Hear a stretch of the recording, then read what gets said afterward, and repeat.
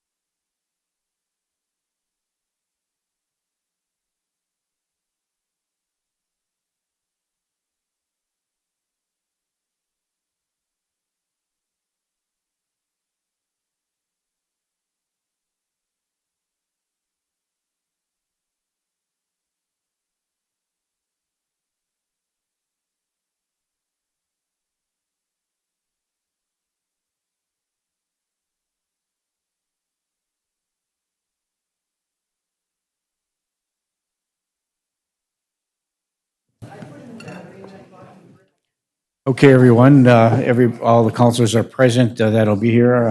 Hopefully, Councilor Beyond will be able to make the meeting. Please be seated now, and we're going to start the council meeting. Thank you.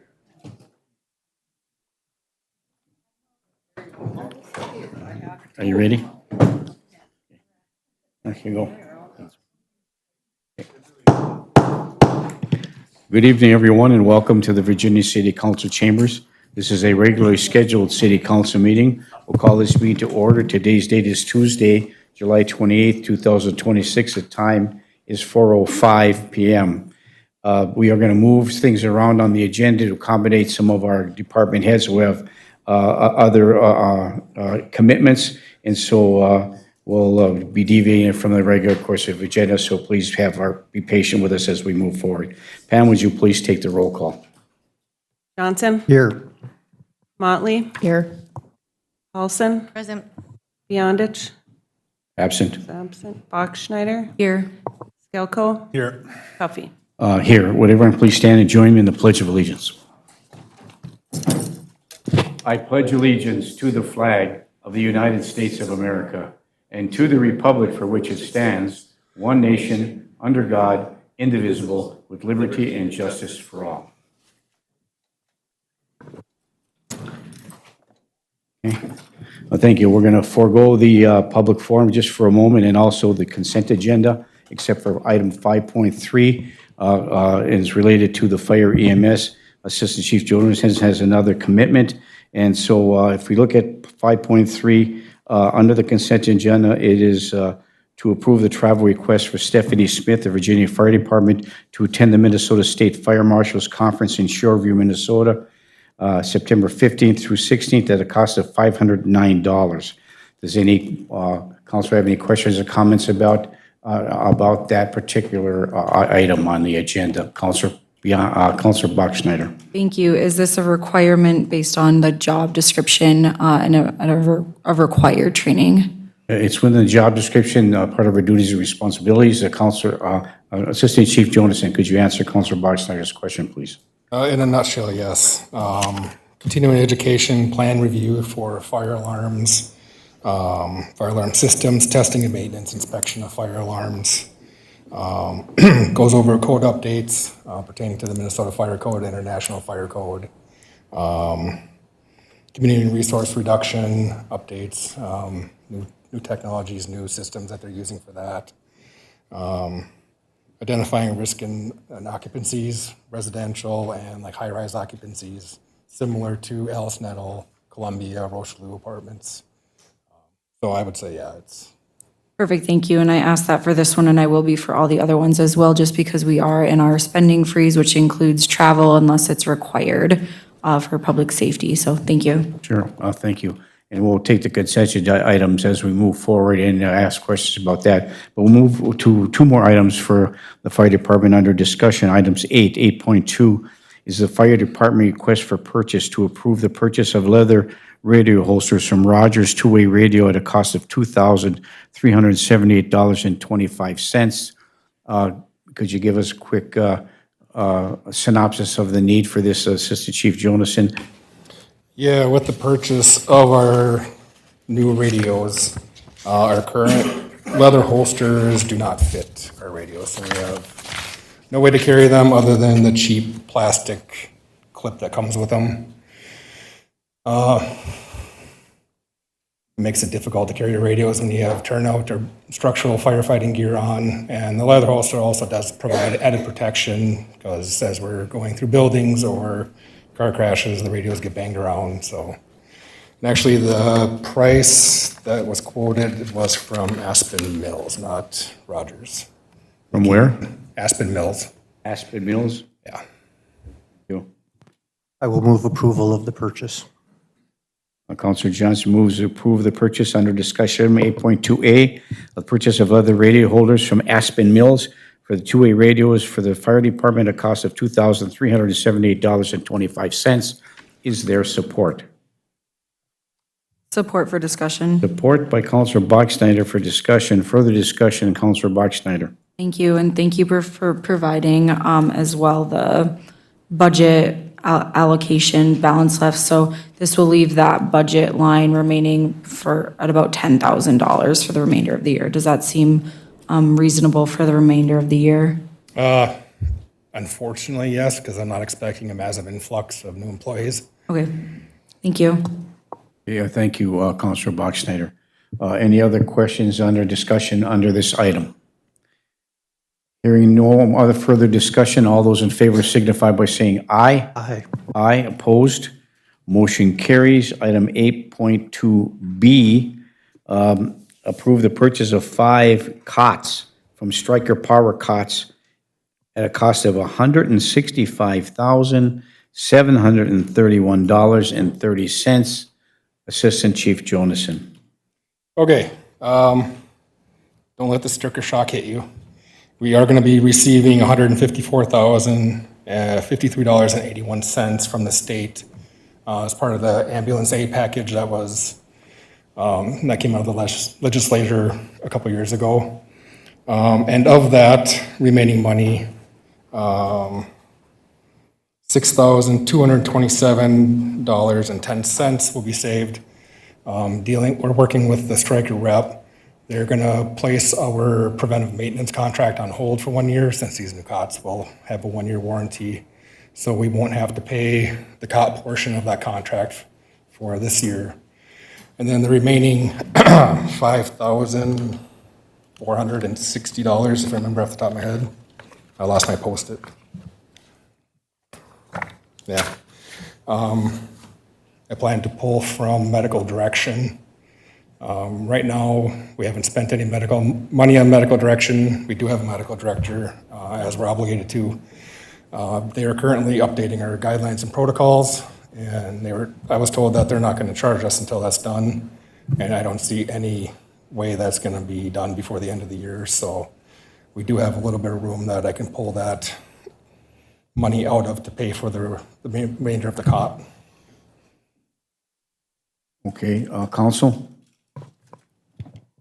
Counselor Johnson? Thank you, Mayor. I think it's really important that we realize that these cots save us probably $100,000 in claims, in injury claims.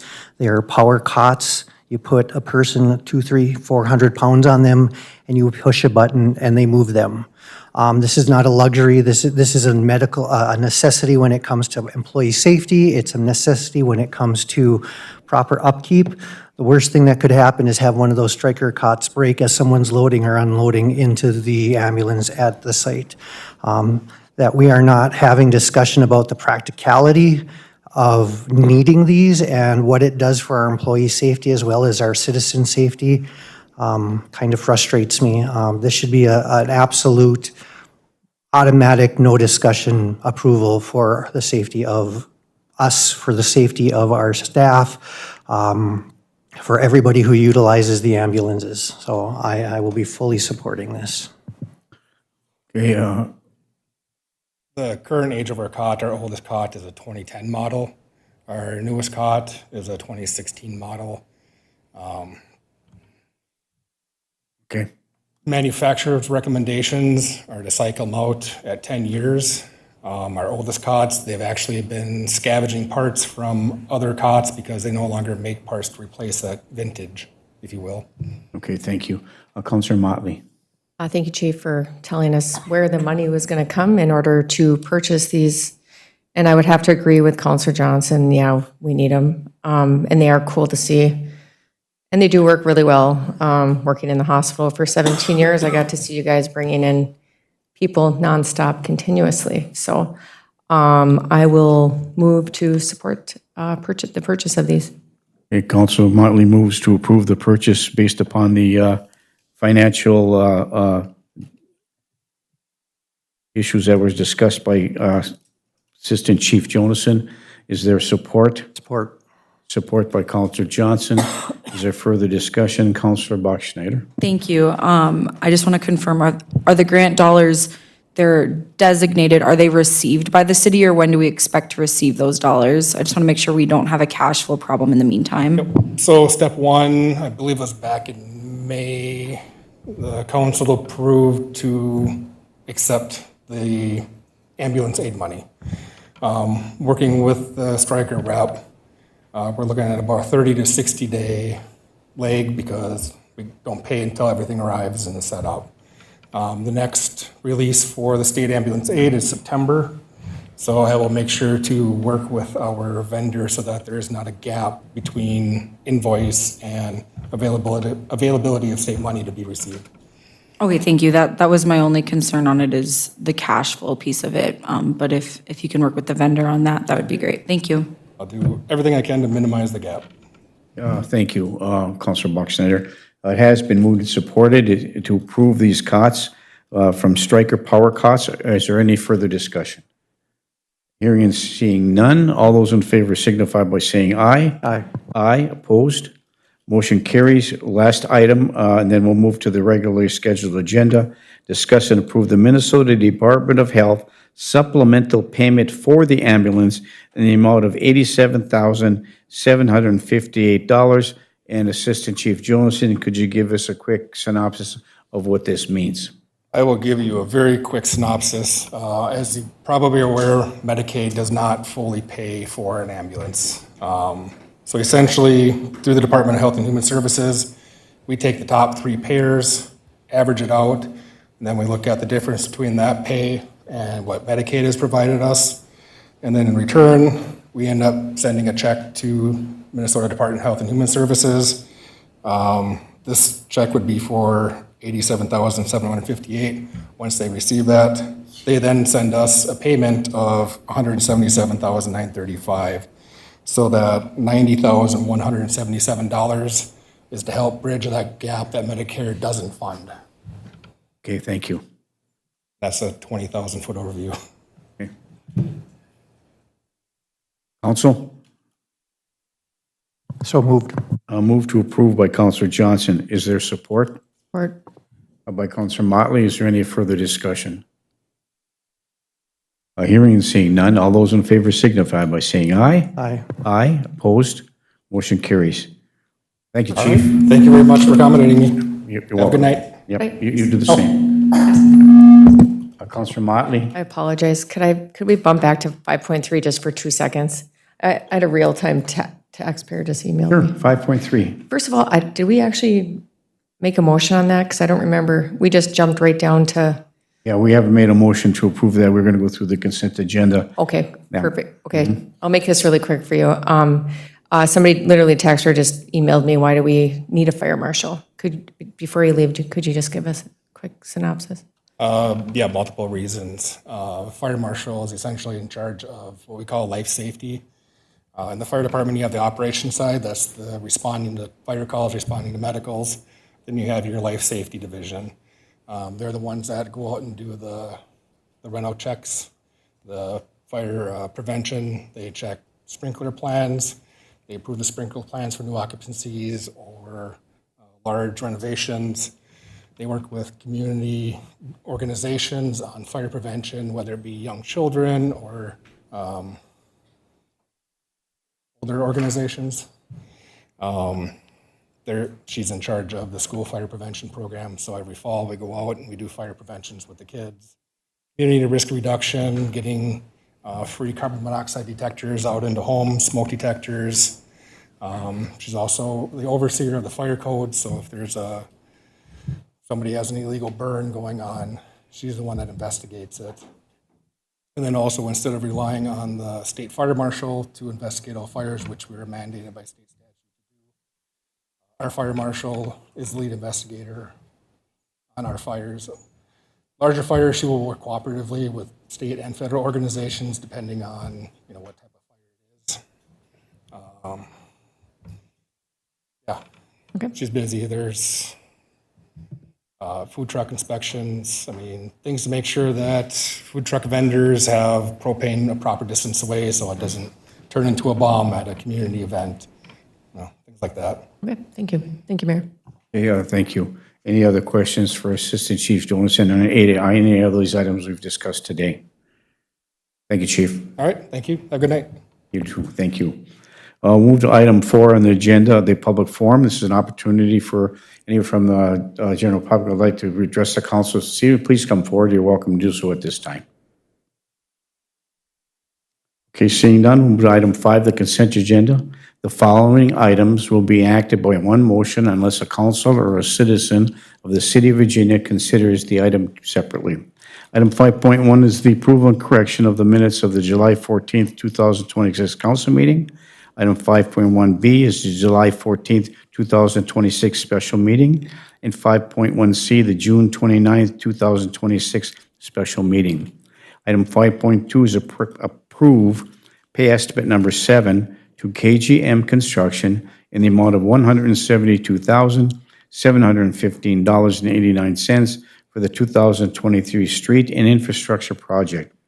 Item 5.3 is approve the travel request for Stephanie Smith, Virginia Fire Department, to attend the Minnesota State Fire Marshal Conference in Shoreview, Minnesota, September 15th and 16th, 2026, at a cost of $509. Item 5.4 is approve the travel request for Crystal Macias, Virginia Public Library, to attend the Minnesota Library Association's annual conference in Mountain Iron on October 8th and 9th, 2026, at a total cost of $125. Item 5.5 is approve the travel request for Cassie Slowinski, Police Department, to attend the FIT hybrid training in Eagan, Minnesota, November 9th through 10th, 2026, at a cost of $1,313. And there's a perspective in your packet that explains all this training that's going to be a train the trainer. Adding on just recently to the original agenda is item 5.6, approve the travel request for Henry Trunk, the Police Department, to attend the Emergency Vehicle Operations Center training in St. Cloud, Minnesota, August 10th, 2026, at a cost of $545, and this is required training on their post-board licensing by the state of Minnesota. Item 5.7 is approve the transient merchant license for Jenny Marquardt, doing business as the Grazing Table. These are the consent agenda items before the council today. Looking for council action. I will move the consent agenda. Councilor Johnson moves to approve the consent agenda. Is there support? Is there support? Is there support? I'll support for further discussion. Further discussion. Councilor Buckschneider. Thank you. For 5.4, 5.5, and 5.6, same question that I asked earlier. Are all of these required trainings? Because I do just want to remind not only the public, but also city staff that we are in a spending freeze, a hiring freeze, an overtime freeze, and that does include travel requests unless it's required for public safety. And so I ask this because of the freeze that we are in, it is my belief that if these are making its way to staff and it does not meet the qualifications of what is permitted within our spending freeze, I don't think it should even be coming to council for review. So if we could just talk through each of those 5.4, 5.5, and 5.6 individually, and how it is required, I would appreciate that. Thank you. Okay, thank you. Let's start with 5.4. We have our library director in the audience this evening, Jody Grimanowski. Jody, 5.5, regarding Crystal to be attending the MLA conference. Could you give us a perspective on that? Yeah, so Crystal is also a part of, so Minnesota Library Association is a conference that we get information about what's happening in the state, how we can better do our jobs and all that stuff. Is it required? No. This one is virtual, and we do have funds set aside through our crossover funds, which is part of the funds that do come from Arrowhead Library System, and we can use that funds for materials, which we are doing. We can use it for travel. There are some requirements that we have to stay within. So that was why this one went forward, is it's in that specific, every year I have to fill out a form, like, what are you going to use this for? And this year it was for materials, computer replacements, because, of course, Windows 11 is kicking all of our computers, and then some minor travel for this one. So this one is literally over at Arrowhead Library System, which is, 5 miles? So that's how come that one came forward. So it's not a safety thing, because we're the library, so. Councilor Buckschneider. Thank you, and thanks for that explanation. So is it virtual or is it in Mountain Iron? So it's both. as you know, like most organizations, when you do a conference, they are extremely expensive. So what the Library Association is doing so we can stay in the black is we do have them in person. And then we proposed, 4 years ago, I just happened to be on the committee, to do one virtually with in-person options. So it will be at Mountain Iron. It's virtual with our keynote and everything else, but we will be able to meet in person to watch some of these. Like our keynote, everybody will watch, so it's a place so people can also get that in-person vibe, but don't have to travel so far and do any overnight lodging or, and that kind of stuff, because we know budgets are going to continue to get tight for libraries, so this was one of those options, because it's all libraries throughout the state, so it's public, academic, school, and specialized. So that's something that we're working on for like every 3 or 4 years to do one like this. So there's a meeting place here, Rochester,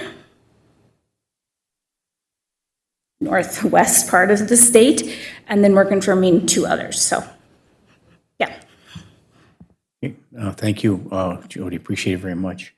Item 5.5, we're done. Thank you very much, Jody. Item 5.5 is the travel request for Cassie Solinsky from the Police Department to attend the FIT hybrid training. If you look at the perspective, there's a lot of training with respect to that.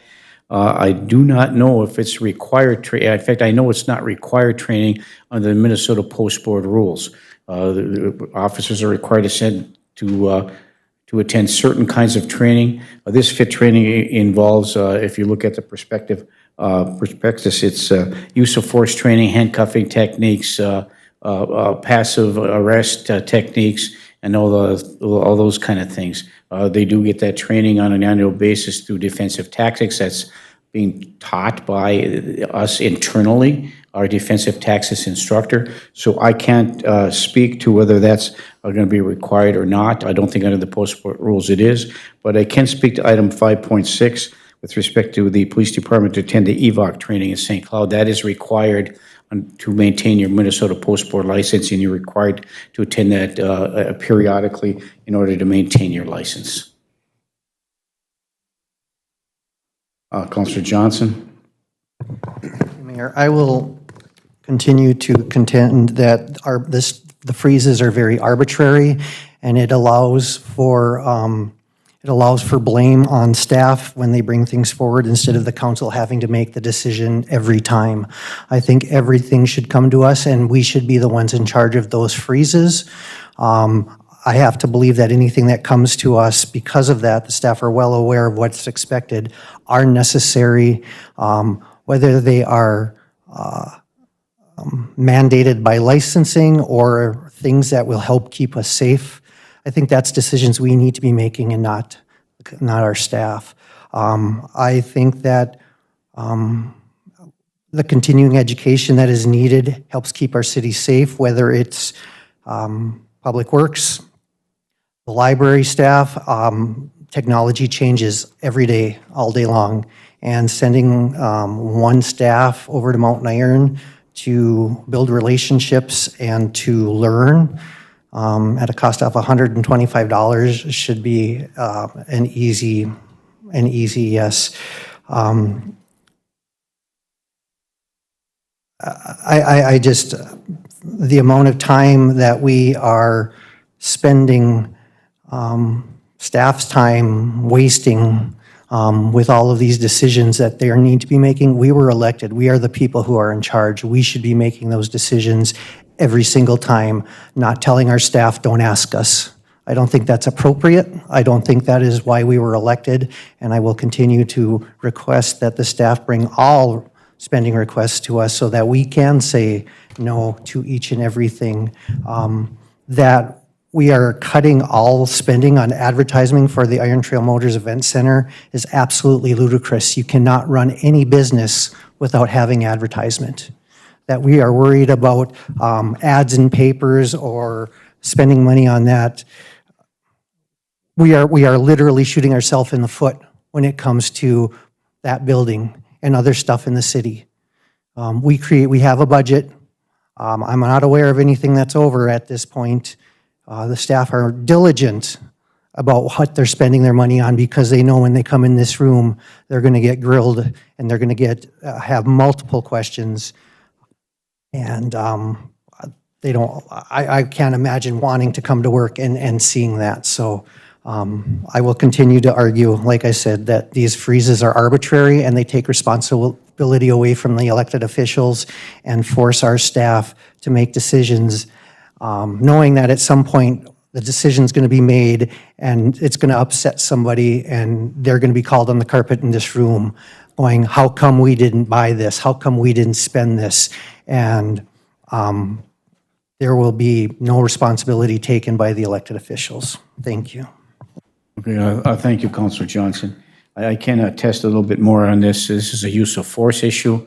It's training. They may not be required training under the Minnesota Post Board rules, but it's defensive tactics, use of force to just show that training if in case there's any issues with respect to how a police officer acts in the course of their duties, they're getting the proper training with respect to that. And I know Officer Slawinski would concur as long, and the chief as well. I wish it were her here to explain it more thoroughly, but it's not, under the post sport rules, it's not a required training under what they're required to do to maintain their license.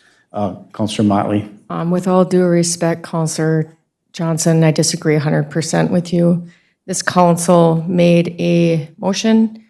The supermajority actually supported no travel, no overtime unless it was for public safety or some catastrophic event. I know we okayed overtime for tree removals during one of the storms. So I will not support a cost for the library of $125. Also, the city has not maintained within budget. We had to transfer money from a 4M account of several $1 million because the city couldn't stay within budget a couple months into the year. So just want that to be made clear. I thought we had made a motion also about the library and dropping that to what we're required by law to pay, and I don't know whatever happened to that either. So I'm going to let it go on that and end, but I will not support any travel request that's not required or needed for their job. Thank you. Okay, thank you. Well, there was a motion on the floor in support for the consent agenda. We've discussed item 5.3. I'm sorry. I didn't see your light on there. Councilor Skelko, I apologize. Councilor Skelko. I'm just looking through these two, and it's for the Cassie Slawinski. It says to recertify as an instructor. So Yep. I'm assuming she's the instructor teaching the other people at the outfit. So I would support that if that's the case. I wish they were here to explain it a little more, but I would assume that she is a certified instructor currently, and to keep her certification, she needs this training. So it was inappropriate to explore other options, so I'm going to support all of it and say she should go. Okay, thank you. And it is a train-the-trainer program. So no, all officers don't have to go to the same training. It's an opportunity for to do in-service training like they do with EMS, and thank you for pointing that out there, Councilor Skelko. So it has been moved and supported to approve the consent agenda. Is there any further discussion? Councilor Paulson? Thank you, Mayor. So if we are not going to approve some of these, do they need to be pulled and then voted on separately? Yep, you want to pull them? You could go ahead and pull them.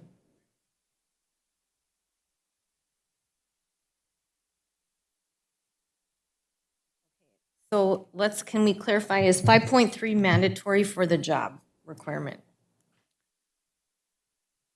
Jody? No. Okay, and 5.3 5.3 is. is a for fire some- department. Is that required Yes, for the job? yes, she's the fire marshal. She does all the inspections. She's the designated fire marshal that we approved, and so But she, is it required for, it just says continuing education, review of fire alarm plans, inspection, testing and maintenance of fire alarm systems, code updates, explosives training, group home care facility discussion, identifying high-risk occupancies, CRR plans, onshore string shoestring budgets. Yeah, and I think Assistant Chief Jones did explain that there was ongoing updated training on the certifications she already has as a fire marshal. It's ongoing updating, but is it required? I'm trying to like put a metric to this. Well, I think if you look at it from this perspective, Counselor Paulson, you have a fire marshal who has duties and responsibilities. We approve that position. And then within that position, there's a job description and what that fire marshal's duties and responsibilities are.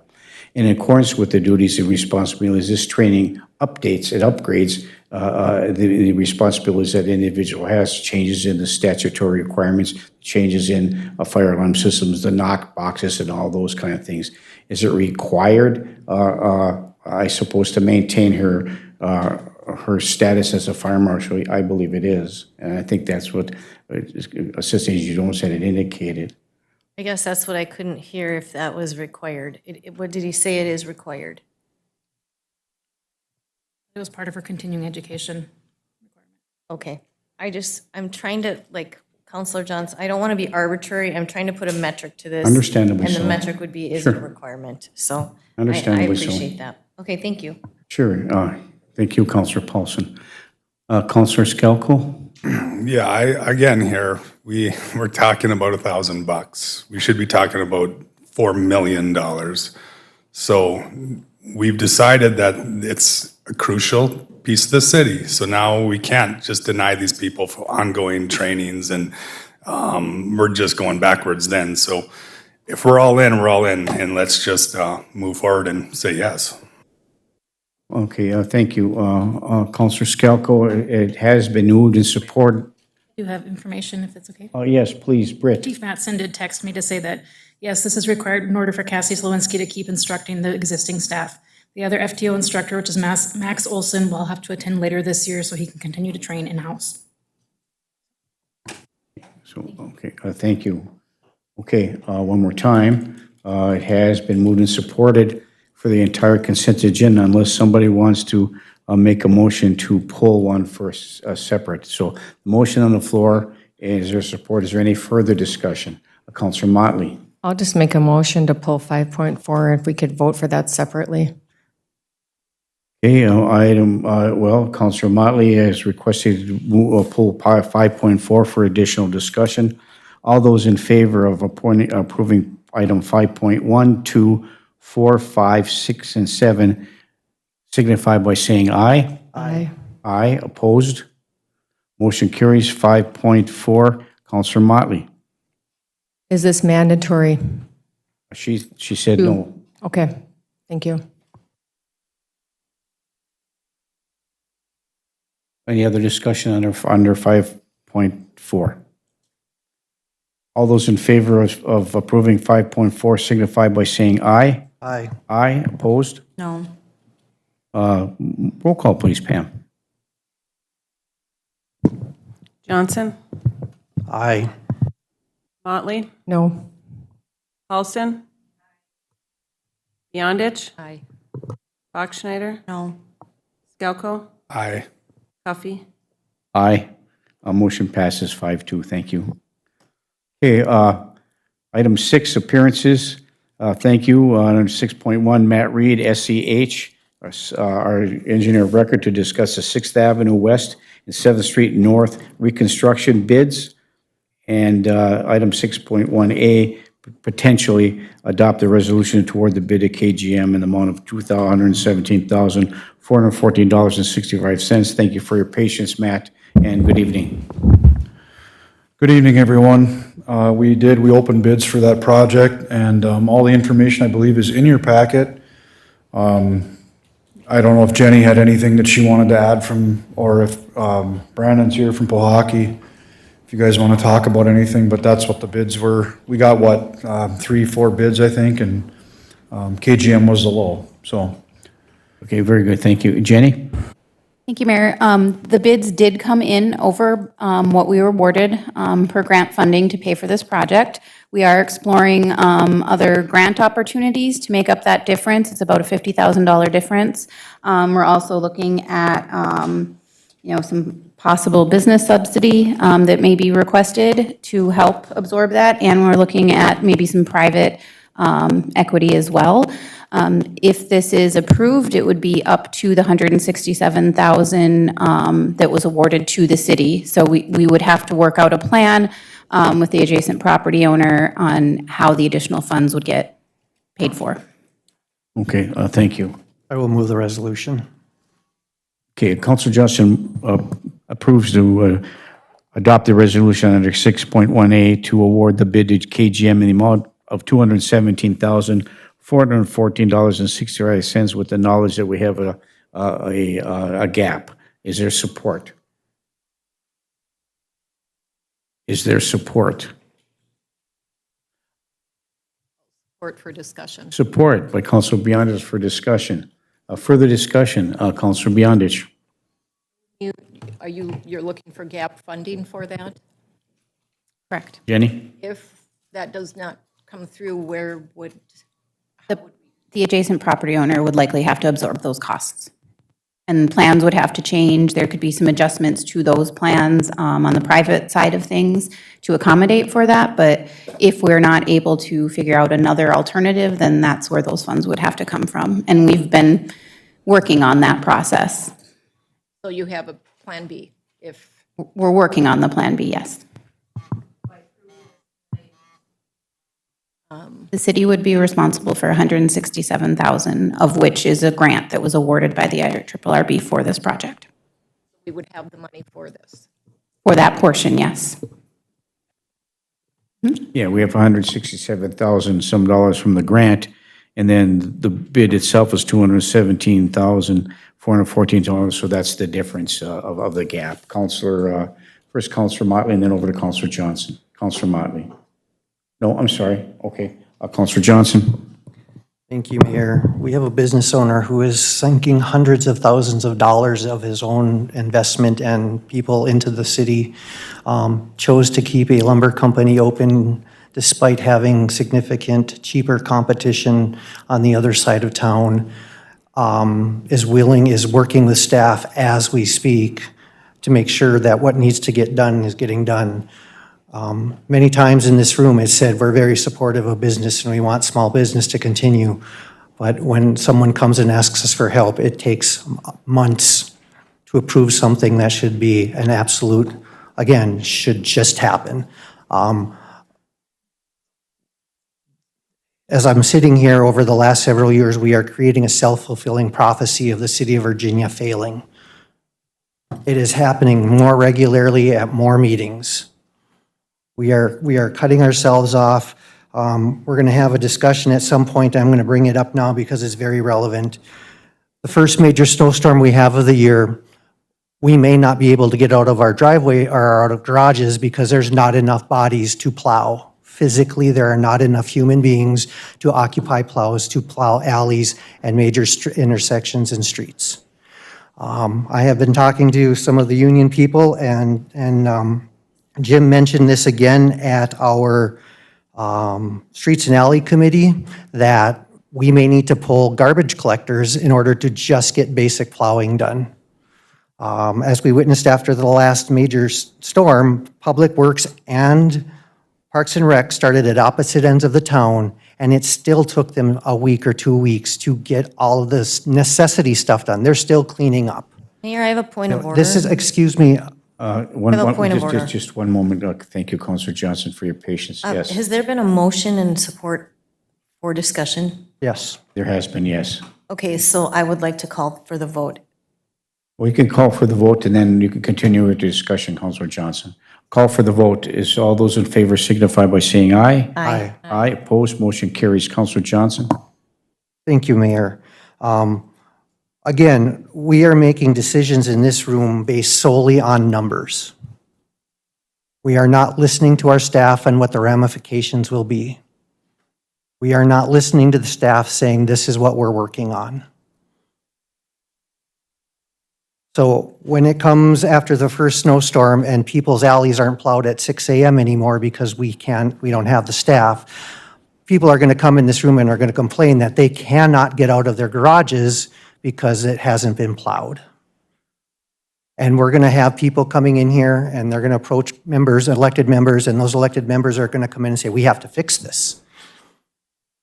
Because that's how it happens. It's happened in this room multiple times.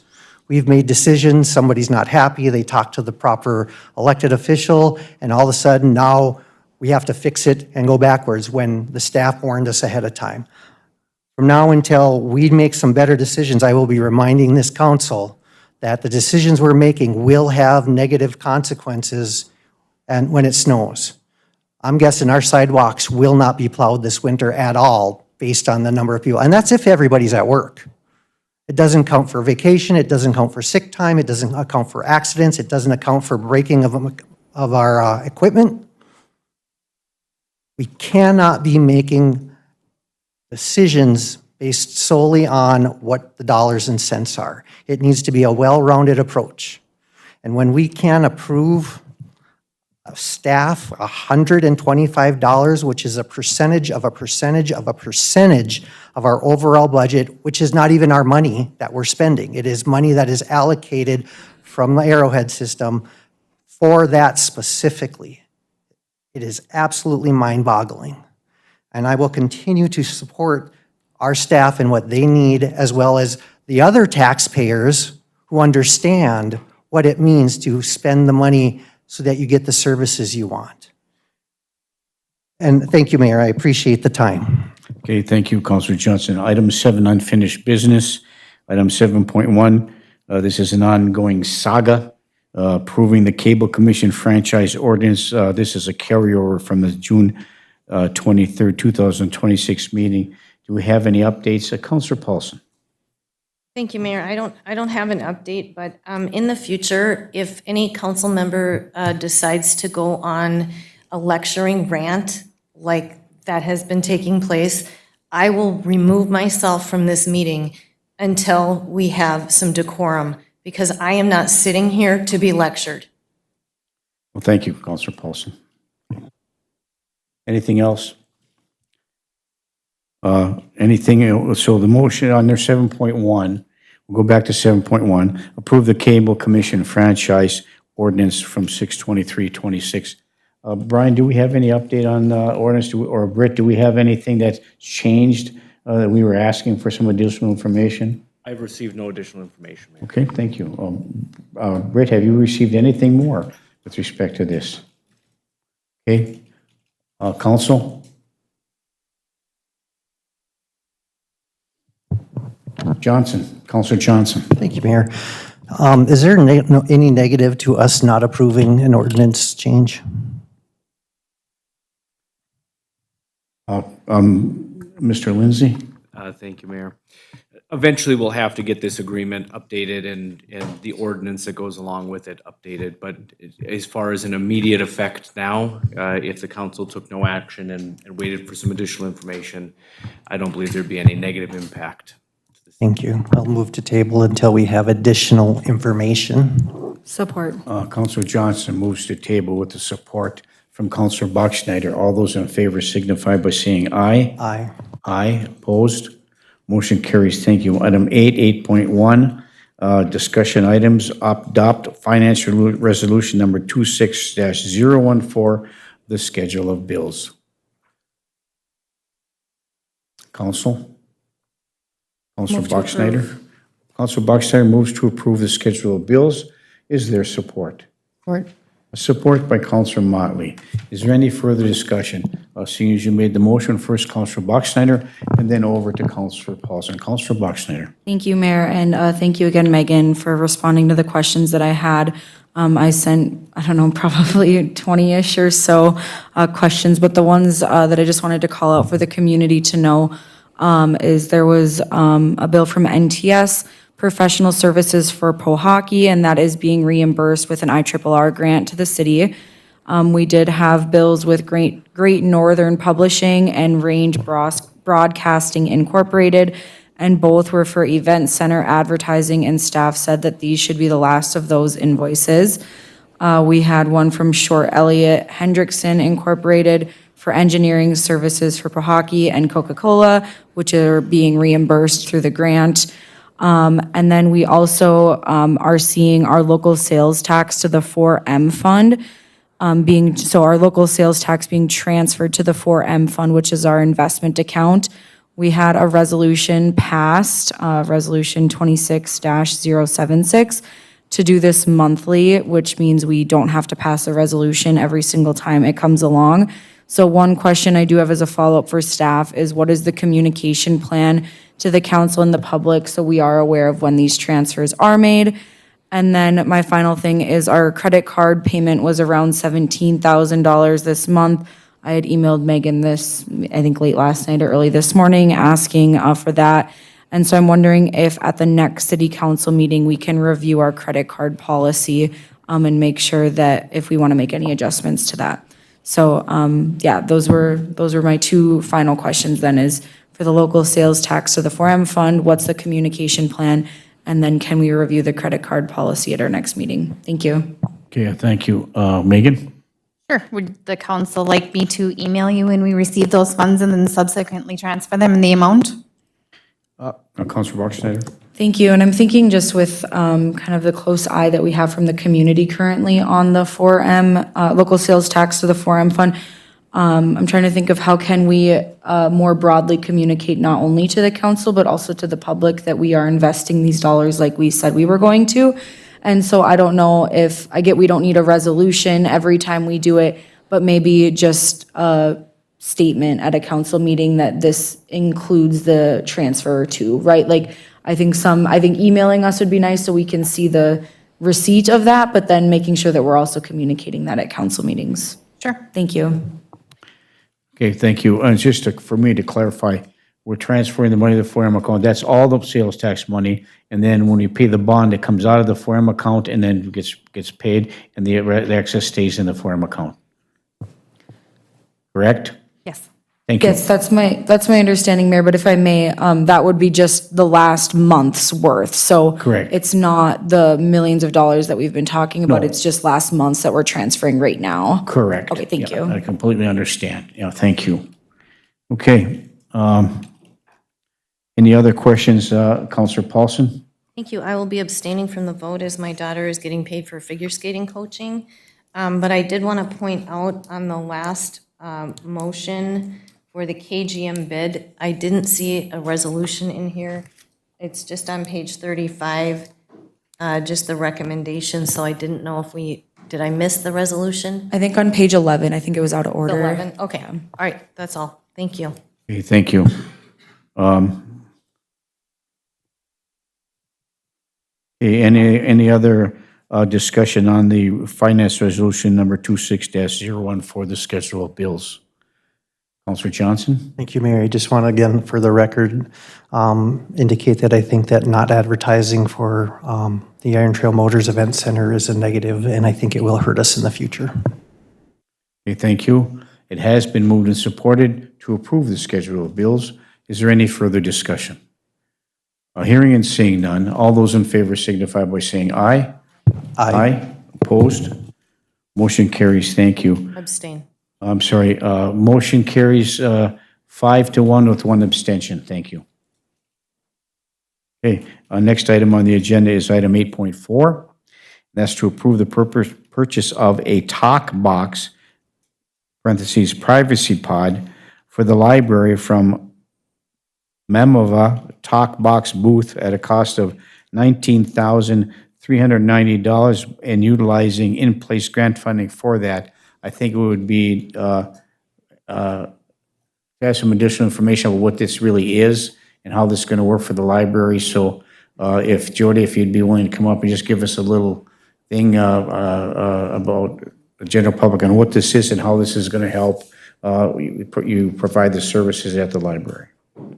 So we're going to make you all go back in your memories because this actually was approved November and October of 2025.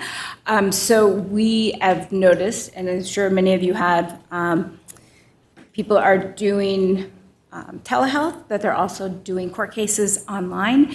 And we do not have a space in the building that will allow that. And so we started working with, we currently do have a legal kiosk It is not private. They can print different things off of it. They can search for the forms they need, all of that.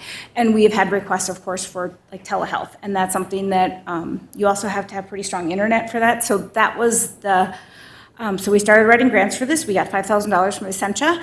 And then we wrote the rest of it through CBDG, which is all the things. And then our friends are also contributing to this. So this will be on the second floor. It's ADA compliant. It does have a glass-facing door, so we can see into it. We are working with the legal kiosk people to put in a updated computer with the updated forms. So once we get this approved, then that will go in there also. It will also have a camera, and it can be used for both medical and legal. And also because we get random requests for proctoring exams, and we can see it from the desk. Thank you, Jody. The motion, we're looking for a motion to approve this purchase with grant money. Move to approve by Counselor Beyondich. Is there support? Support. Support by Counselor Paulson. Is there any further discussion? You have some, yeah, please, Counselor Bachschnider. Thank you. Similar to what I asked EJ earlier, do you have the actual dollars secured from CBDG, or is there going to be a cash flow issue in the meantime? No, we just have to fill out all the paperwork. So yes, it has been allocated. We are working our way through the joyful paperwork. This one has a lot, as Jenny can tell us. So yeah, and then the Friends have allocated money because we do need to put in a dedicated Ethernet line, and so the Friends are paying for that. So Thank you. yeah, so all the money is where it needs to be. Oh, thank you. Moved and supported. Is there any further discussion? Hearing and, I'm sorry, Counselor Beyondich. Hearing and seeing none, all those in favor signify by saying aye. Aye. Aye, opposed, motion carries. Thank you, Jody. Next item is, item 8.5, is approve the purchase of high bay lighting fixtures from Arch Key Electric, cost of $36,500 for the Ironton Motors Event Center Arena. We have Jim Hunt here. Jim, could you come up and give us a little explanation of what this means, why we have to do this, and where's the money coming from? Thank you. Good afternoon, everyone. Good afternoon, Jim. We have two arenas. We've got the Toyota Arena, and that's the big arena where we can get 1,800 plus people in. And then we have the Chevrolet Arena, the second arena, the practice arena. Two different set of overhead lighting in those two arenas. Toyota is doing great. Those lights are burning really well and they're all working.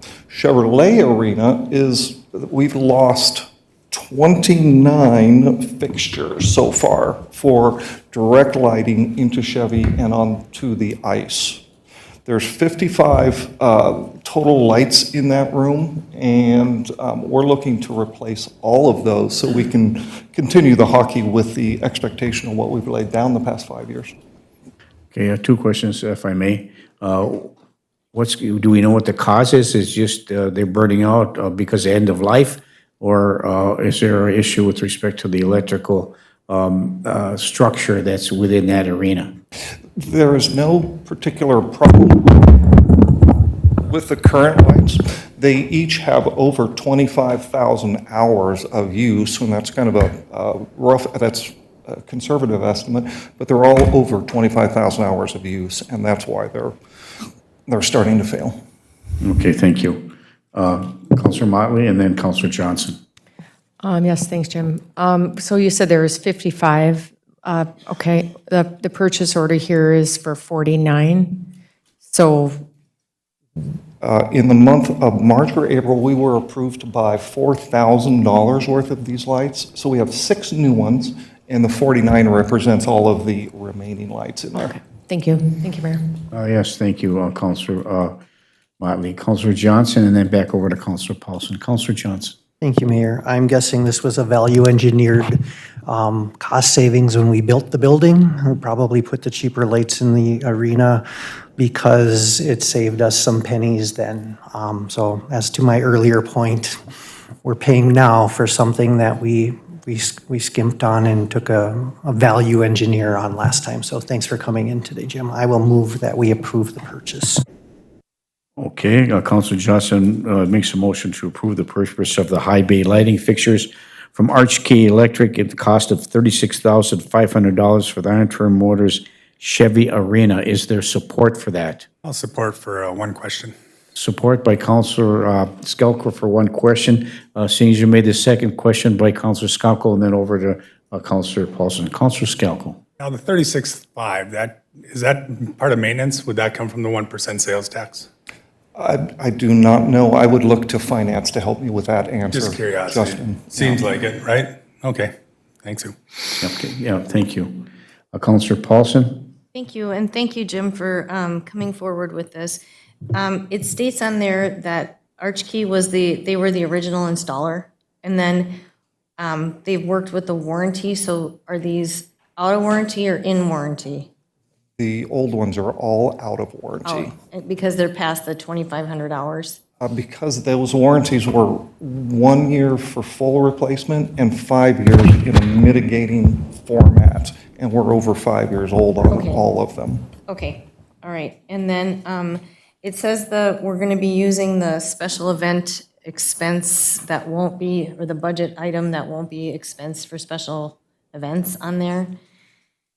But the whole, overall, it's in the negative anyway, because we're subsidizing, so any non-subsidization that we do, we're just saving in the end. But we do need these bulbs, so I would defer to the sales tax if at all possible. If the council chooses to use that, it would be definitely an approved, and Brian's told me, yes, definitely an approved use of the funds because it is a capital to the building, essential to the function of the building, because it is definitely showing gray patches on Yes. the ice because it's so dark in some Diminished spots. lighting in Yeah. Chevy. So would you be opposed to changing where the funds come from? I would not be opposed. Okay, As long as finance and Britt have that I'm ambiguous as to which fund line item it comes from. that would be a legitimate expense under the sales tax. Megan? I believe it would, and Brian, Mr. Lindsay? Thank you, Mayor.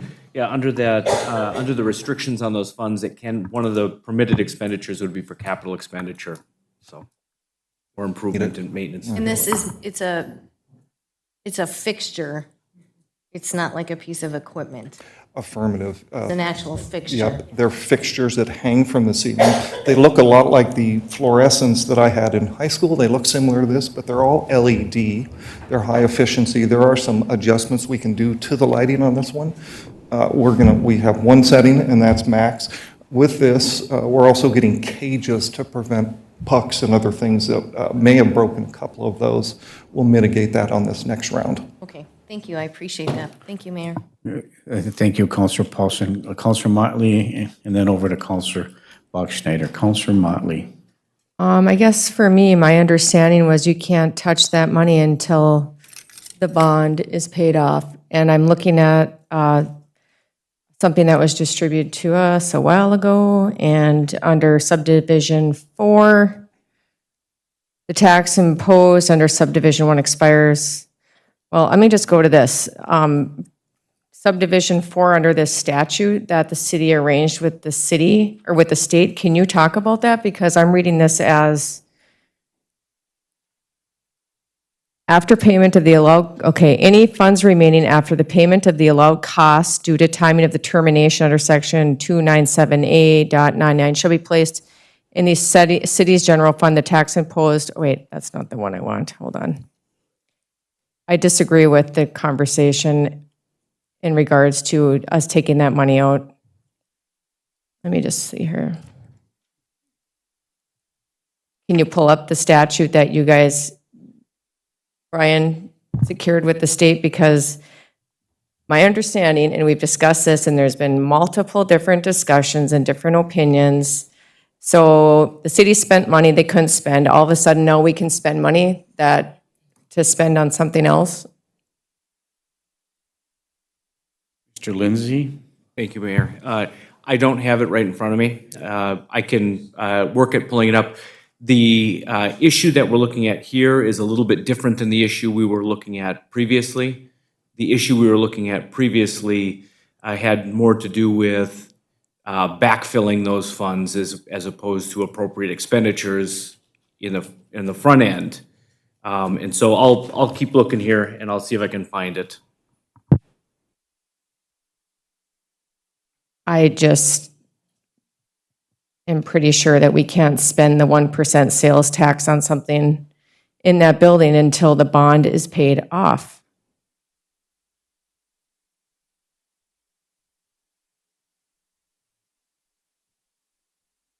I emailed it to you, Brian. Counselor Motley, you still have the floor. Yeah, I'm looking, it's under, what section is it under, Counselor Brown? I mean, I have the, I'll wait for Brian. okay, I thank emailed you, it to me him. too. Okay, are you, okay, we were now. I'll wait for referring Brian. Okay, Mr. Lindsay, and then over to Counselor Boxar. Mr. Lindsay. And I'll defer, Mayor, because I'm waiting for my email to come in. Okay, thank you. Counselor Bachschnider. Thank you, Mayor. I have the same understanding that we have to wait until the bond is paid off for capital expenses. But even if that isn't the case, I think with this forensic audit that is being discussed later and not knowing where the dollars are right now and not knowing how we're gonna make our bond payment this year, I don't think we should do it anyway, even if it is allowable. I think that it should be deferred as is. So I would not be comfortable with that. I had similar questions to some that were already asked, but one question, Jim, on this would be, while this started as a warranty issue, because they're not under warranty, I do still believe that under both city policy and Minnesota state statute, you would have to obtain 2 quotes on this. And it looks like there is only 1 quote. So I would like to see that followed. And then it was suggested in this that the purchase would be coming out of the special event expense. And that line is directly tied to the special event revenue, right? Because to spend some money, you make money, right? So we say we spend $42,000 to make $190,500. So if we use these dollars from our special event expense, how do we propose that we are going to make up the loss in revenue because we're not going to have those dollars anymore to spend? Every rental, we do charge right now $150 per hour for ice, and we will go back up to $200 or potentially bring another price to you, to this council, to increase the rate per hour for ice. So we are making $150 per hour for each of the rentals in that facility, other than Rock Ridge has a special rate, and figure skating is our project, or our program. Does that make? Yeah, that makes sense. I still just think that we haven't necessarily considered the ice only in that special event revenue, right? Like if we're saying we're spending $42,000 on special events, how are we going to make up that revenue is the question. And I don't think there is an answer. And then the other fund that is suggested to spend in this would be our capital outlay other, which has $5,000 in that budget. But if I recall, we had to purchase new banquet tables earlier this year. We had double booked an event and had to purchase tables to have enough. And so do we know if those have been paid for? Because I was under the assumption it would have been coming out of this budget. And so I don't think we have those dollars. And then the final 2 things I'll just say on this is, have we considered other alternatives? Have we considered only replacing the 29 that are lost? Other vendors, specifically needing 2 quotes, cheaper lights, other options like that. And then all of this is just stemming down to, according to the June 2026 ITMEC operating, the ITMEC is operating at a deficit of $105,576 from what's budgeted at this point of the year, right? So that's why these questions are being asked, is that we are already operating at a deficit. And so in order to purchase things that are not budgeted, which these were not budgeted expense, I think we really need to look at it with do we have a cheaper option? Do we have a second vendor we can get a quote from? Things like that. So thank you. I do have an email out to Hunt Electric looking for some information as well, and I can come back or send you that second quote or off to finance to you guys, for sure. And the $150 per hour, I think of that as revenue for that space. Are you thinking about it that way? I am thinking about it that way, but are we actually getting the budgeted amount of the $500,000, right? Like, we're not meeting that from what I understand anyway. And so that's my concern, is that we are spending the full expense amount, but we're not meeting revenue. And we can absolutely go to fewer. We bought $4,000 worth 45 days ago and have them installed. We can do another $4,000, and that makes us 6 more closer to the goal of full lighting in there. I do think that all alternatives should be considered, given the financial crisis the city's in. Thank you. Okay. Thank you, Counselor Bachschnider. Counselor Johnson, then over to Counselor Paulson. Counselor Johnson. Thank you, Mayor. To me, it sounds like it's a health and safety issue for people utilizing the ice. If there's gray spots, how much gray spots do we let happen? What point do we just close the arena because there's not enough light? So that's my biggest concern. By closing the arena, there's zero revenue from ice time in that space. None.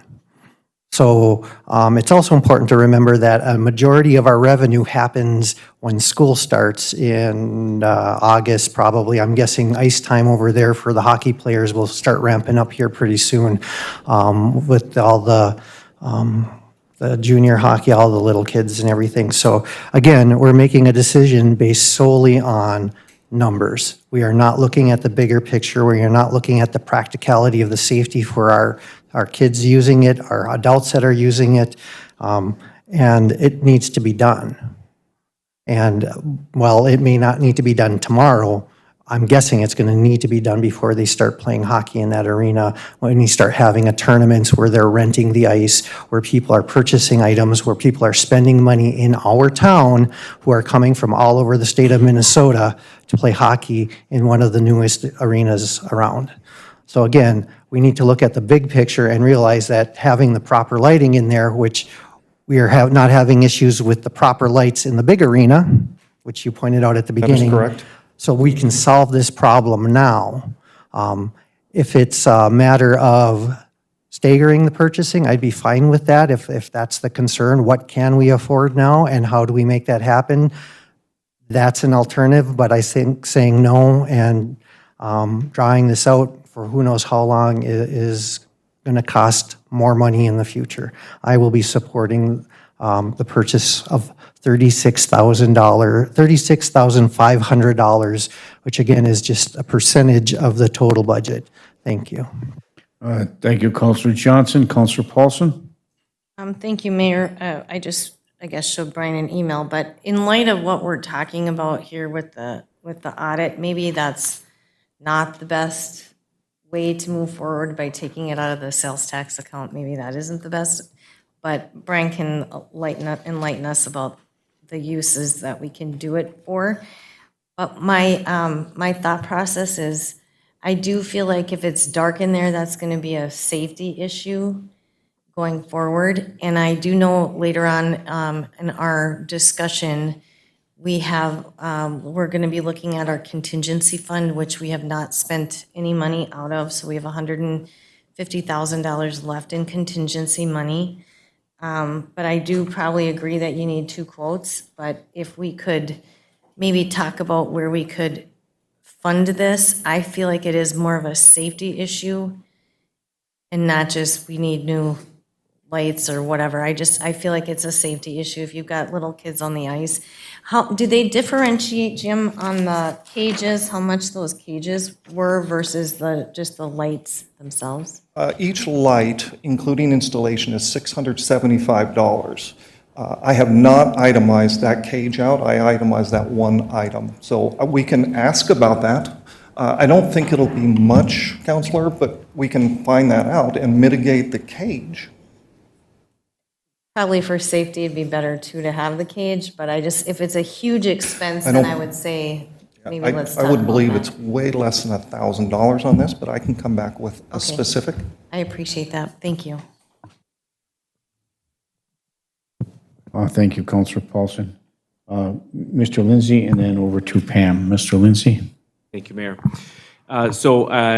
Thank you, Counselor Bachschnider, for providing me with the email. So the use of sales tax and tax revenues, the provision that's in the actual legislation indicates that the revenues derived from the tax, the 1% tax authorized, must be used by the City of Virginia to pay the costs of collecting and administering the tax and to finance the costs of renovation, reconstruction, expansion, improvements of, and they used at that time, the Miners Memorial Recreation Complex and Convention Center. And then I do recall, and Britt and I are looking, Ms. Sebenis and I are looking for it.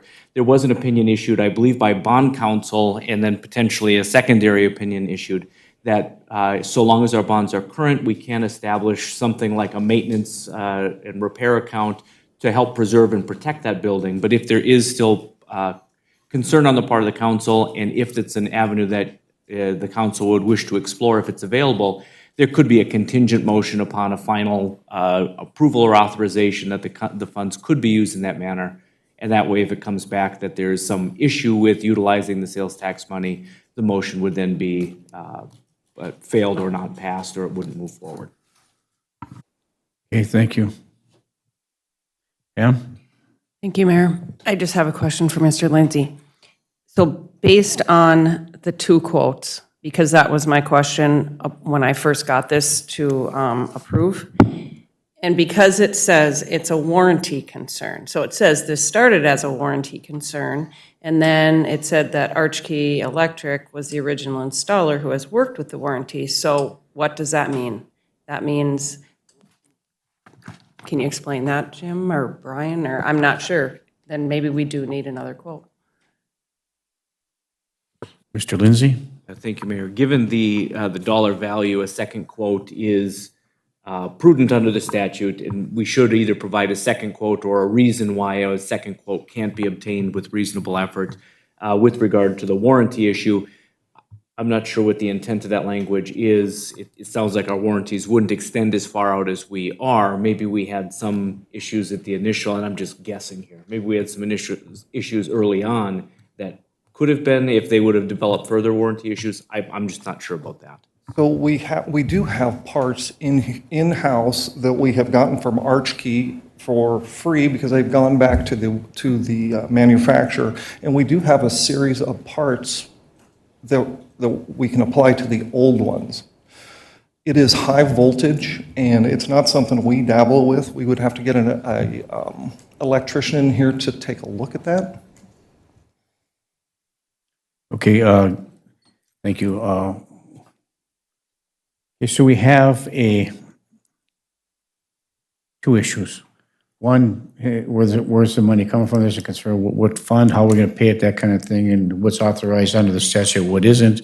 And number two is that there's an issue with the protocol and how the quotes were obtained. Do we need a third quote? And based upon the information provided by our legal counsel and some of the concerns on the part of the counselors and information presented by Pamela being our city clerk, it might be prudent for us to get some additional quoted. In respect to that, there is a motion and support on the floor to move forward with that. Further discussion, Councilor Bachschnider. Thank you. First, just with the 1% sales tax, I just specifically remember having a conversation, I believe with Britt, that the reason why we wouldn't use the overage early is because what if you get another COVID-19 and people stop spending, right? Like the purpose of the overage is that it sits there as our savings account. So then if something does happen where people stop spending money in Virginia, then we can still make our bond payment. So I think still, even if it's allowable, I don't love it, right?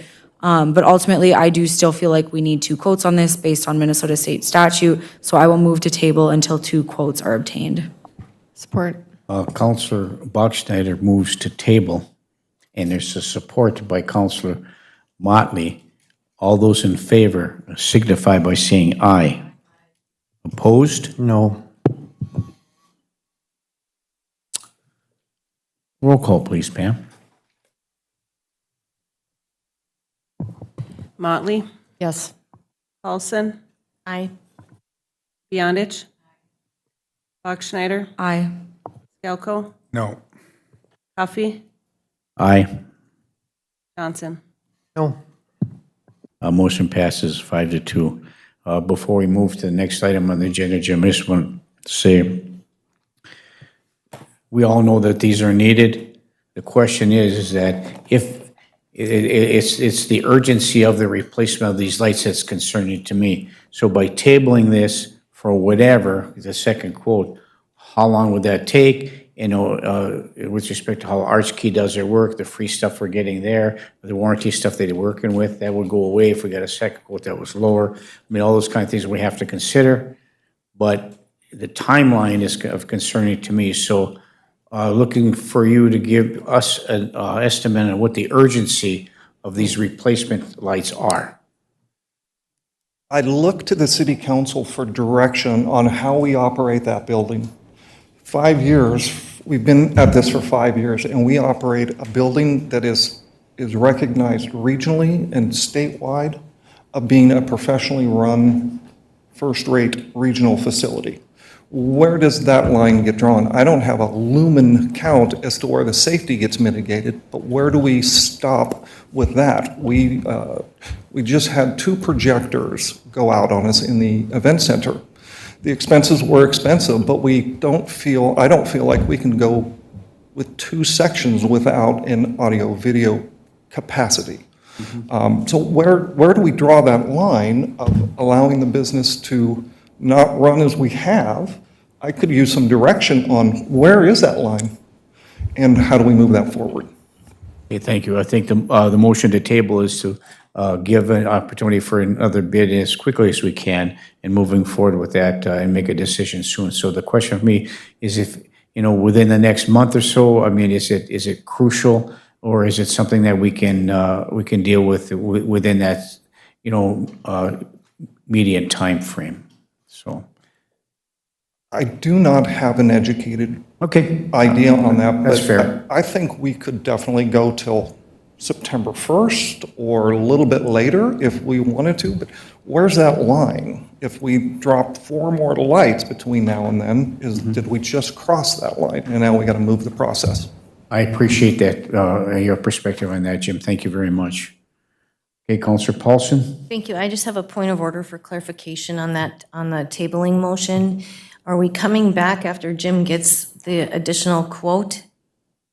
You can make another motion to do that. Is that correct? Or can we just go, can we I just believe table, the- come back? What do we do? I'm just asking for a point of order, Of how we course. handle it. Okay. Pam? I believe the motion I made was to table until a second quote is obtained. And that was a support. And that was a support. So then the question that you were asking is, how quickly could you get the secondary I just quote? want to know what the urgency is. Okay, Yeah, that's all. okay. I just wanted a clarification. Thank you. Okay, thank you. And Mayor, if I may, when we ordered those first 6 lights, we went through some process, but once we got the PO signed off on, it took Archkey 5 weeks to obtain the hardware, and then another about 2.5 weeks to get them scheduled to get up there and actually install them. So it is a process. Okay, so you have a work to do immediately then? Yes, sir. Okay, very good. Thank you very much, Jim. Appreciate it. Okay, any other questions for Mr. Hunt? Thank you, Jim, very much. You're good. Item 8.6 is approve the purchase of UV lamps and parts from Trojan Technologies in the amount of $7,939.63 for the wastewater treatment plant. So moved. Move to approve by Counselor Johnson. Is there support? Support. A support by Counselor Motley. What are these? And we don't have anybody from the wastewater treatment plant here to explain. So what are they for? Obviously, they're necessary, but it'd be nice to know why or what they are and what they're for. Counselor Paulson. Thank you, Mayor. In our packet, I was wondering the same thing, so I Yeah. read, Chris Johnson had emailed Michael from People Service about asking about the lamps and what do we need? We ordered 5 and 25, And then we ordered 10 in March, and July, another 10 were being requested. She was wondering why.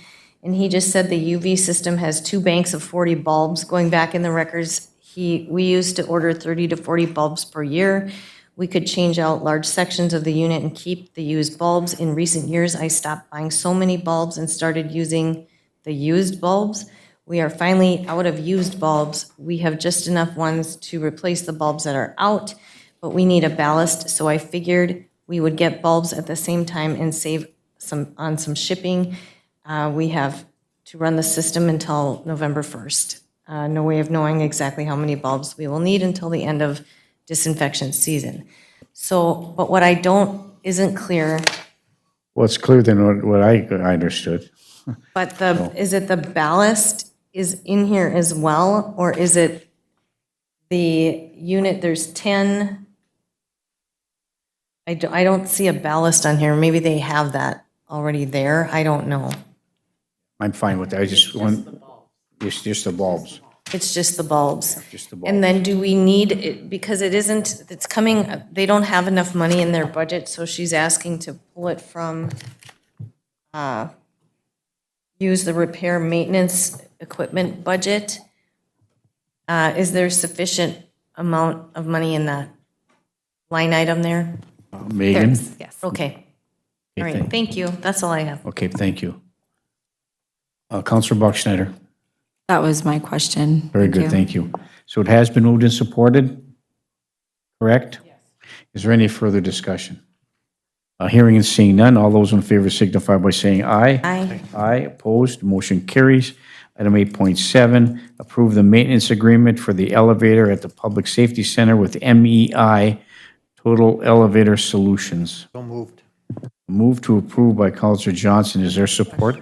I'm sorry, hang on, there's a motion on the floor. Is there support? Is there support? Support. Support by Counselor Buckschneider. Further discussion? Pam? Thank you. Yeah. So there are 2 quotes in your packet, actually, from MEI. So this is for the elevator at the Public Safety Center, and the warranty will be running out coming up next month. They did come and check it and did the adjustments that they were supposed to, so it should be good to go. And this is just a service agreement for the future maintenance. So there's 2 options. One is for $800 a year, and the other one is for $1,428 a year. So what option would you like? What's Kurt gave me the information, what's the difference in between the two as far as maintenance goes? depending on how often they come to look at it. Oh, I see. So one's like bi-monthly and quarterly, and, I mean, it's a brand-new elevator, so he didn't foresee any issues with it. Okay, thank you. Thank you. So I just need the clarification on what option. Thank you. Okay. Counselor Johnson? Thank you, Mayor. I would say the $800 a year. I know the staff, I mean, they take the stairs, it's there because it's a 2-story building, and I'm guessing in case there are any medical emergencies upstairs, so I think $800 should cover it. So that is your motion? That is correct. Motion by Counselor Johnson to approve the $800 annual fee from MEI for the maintenance of the elevator at the Public Safety Center, and is supported by Counselor Buckschneider. Is there any further discussion? Hearing and seeing none, all those in favor signify by saying aye. Aye. Aye, opposed, motion carries. Thank you. Item 8.8, approve the first reading amending Chapter 6, Section 6.36, Paragraph C of the City Code of the City of Virginia entitled Other Business Regulation and Licensing. Pam? Thank you, Mayor. Give a little I want to get explanation. this in quick. So, as you know, we have Charlie's animals. Yep. And so she needed the ordinance for her records, and as I was going through it, I did notice that our license fee was still set at $10, and we did increase that by resolution to $100, so I just need to update the ordinance for that. Okay, thank you. First reading. The first reading is a motion by Counselor Paulson for the first reading, Support. supported by Counselor Johnson. there any further discussion? Counselor Bachschnider. Thank you. Just for clarification, is this if somebody has one dog they have to pay, or is this if they have like the 3 or more dogs? We only have the one in the city, and that, Okay, so if, like, I don't have to pay it for Maggie? no. Okay, thank you. Like, that's what I was trying to yes. comprehend within it. Thank you. Okay, thank you. All right. Moved and supported. Is there any further discussion? Hearing and seeing none, all those in favor signify by saying aye. Aye. Aye, opposed, motion carries. Item 8.9, approve to re-advertise for the request for quotes for the Tennis for All HVAC system. Pam, I can take this one too. please do. So Britt and I have been working on this one for a while, since last fall, actually.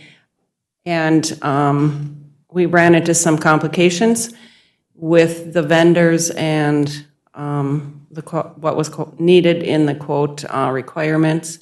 So we'd like to re-advertise to have that HVAC system, and looking for new quotes for that, for the Tennis for All. Okay, moved by Counselor Johnson to approve the free advertising, supported by Counselor Beyondich. Is there any further discussion? Counselor Paulson.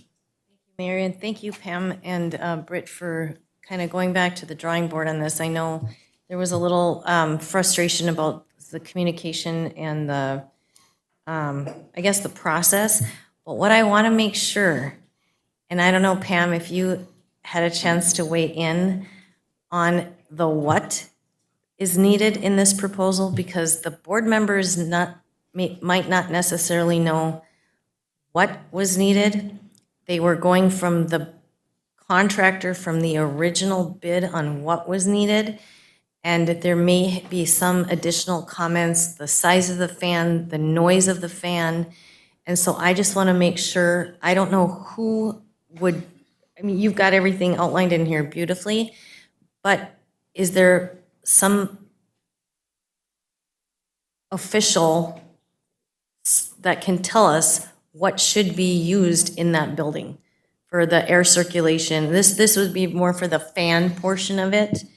And one of the ones was like a 45-foot fan that would not even fit. So the noise thing could potentially be an issue. And I just don't know, is there anyone on our staff, Britt, that can maybe share when you put this out and you have any questions for the quotes?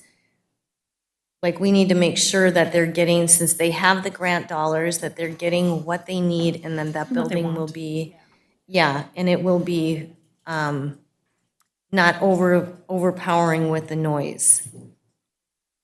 Our plan with this is we're trying to work more closely with the staff, with Kurt and Wes, the maintenance staff, on making sure that they're heard, that they're getting what they want, not necessarily exactly what the contractor says you're gonna get.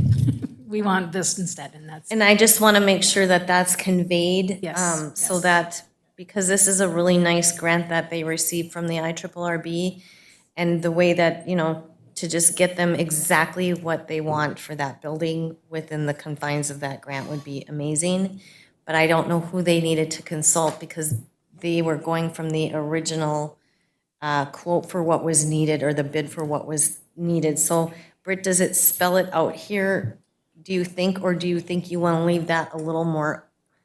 The fans are actually separate from this, so we have the fan, we already have one quote, and we're getting a couple others. So Okay, we are- so that we're would be- directly talking to the electricians on that. and Very good. On that exact, Very good. That's all I Conversation. wanted to make sure. Yeah, Okay, yeah. then, and I appreciate this, and as soon as we can get this done, I think the better, because the grant sunsets, so I appreciate that. Thank you. It has been moved and supported to approve re-advertising for the request for quotes for the Tennis for All HVAC system. Is there any further discussion? Hearing and seeing none, all those in favor signify by saying aye. Aye. Aye, opposed, motion carries. Item 8.10, adopt the resolution to apply for and accept funds from the Department of Iron Range Resources Commercial Redevelopment Grant Program for the Apple Tree Daycare Phase 1. So moved. Move to approve by Counselor Beyondich. Is there support? Support for a question. Support by Counselor Johnson Further questions or discussion? Counselor Johnson. Thank you, Mayor. I just, having worked there, I want to make sure that we're calling the entity what it is. Apple Tree Learning Center is doing business as, or at least it was. I just want to make sure that, that our resolution is accurate to what the state will need in order to funnel those funds appropriately. Okay, very good, thank you. Mayor, I think that would be a question for Britt or possibly Jenny, I'm not sure. This is the name of the project, it's the way that it's written. That's how they want it addressed in the grant. Thank you. I just want to make sure we weren't going to hold up what they need to get done down there. Thank you. Okay, it has been moved and supported. Is there any further discussion on this item? Counselor Boxnader. Thank you, Mayor. Just confirming, is there any match requirement from the city, or is the match coming from Apple Tree? Not just coming from Apple Tree and a federal grant that they graciously received for their work. Thank you. Bright spot. Thank you. Moved and supported. Is there any further discussion? Hearing and seeing none, all those in favor signify by saying aye. Aye. Aye. Opposed? Motion carries. Item 8.11, adopt a resolution approving Perry Forensic to conduct a City of Virginia forensic audit with a cost not to exceed $80,000.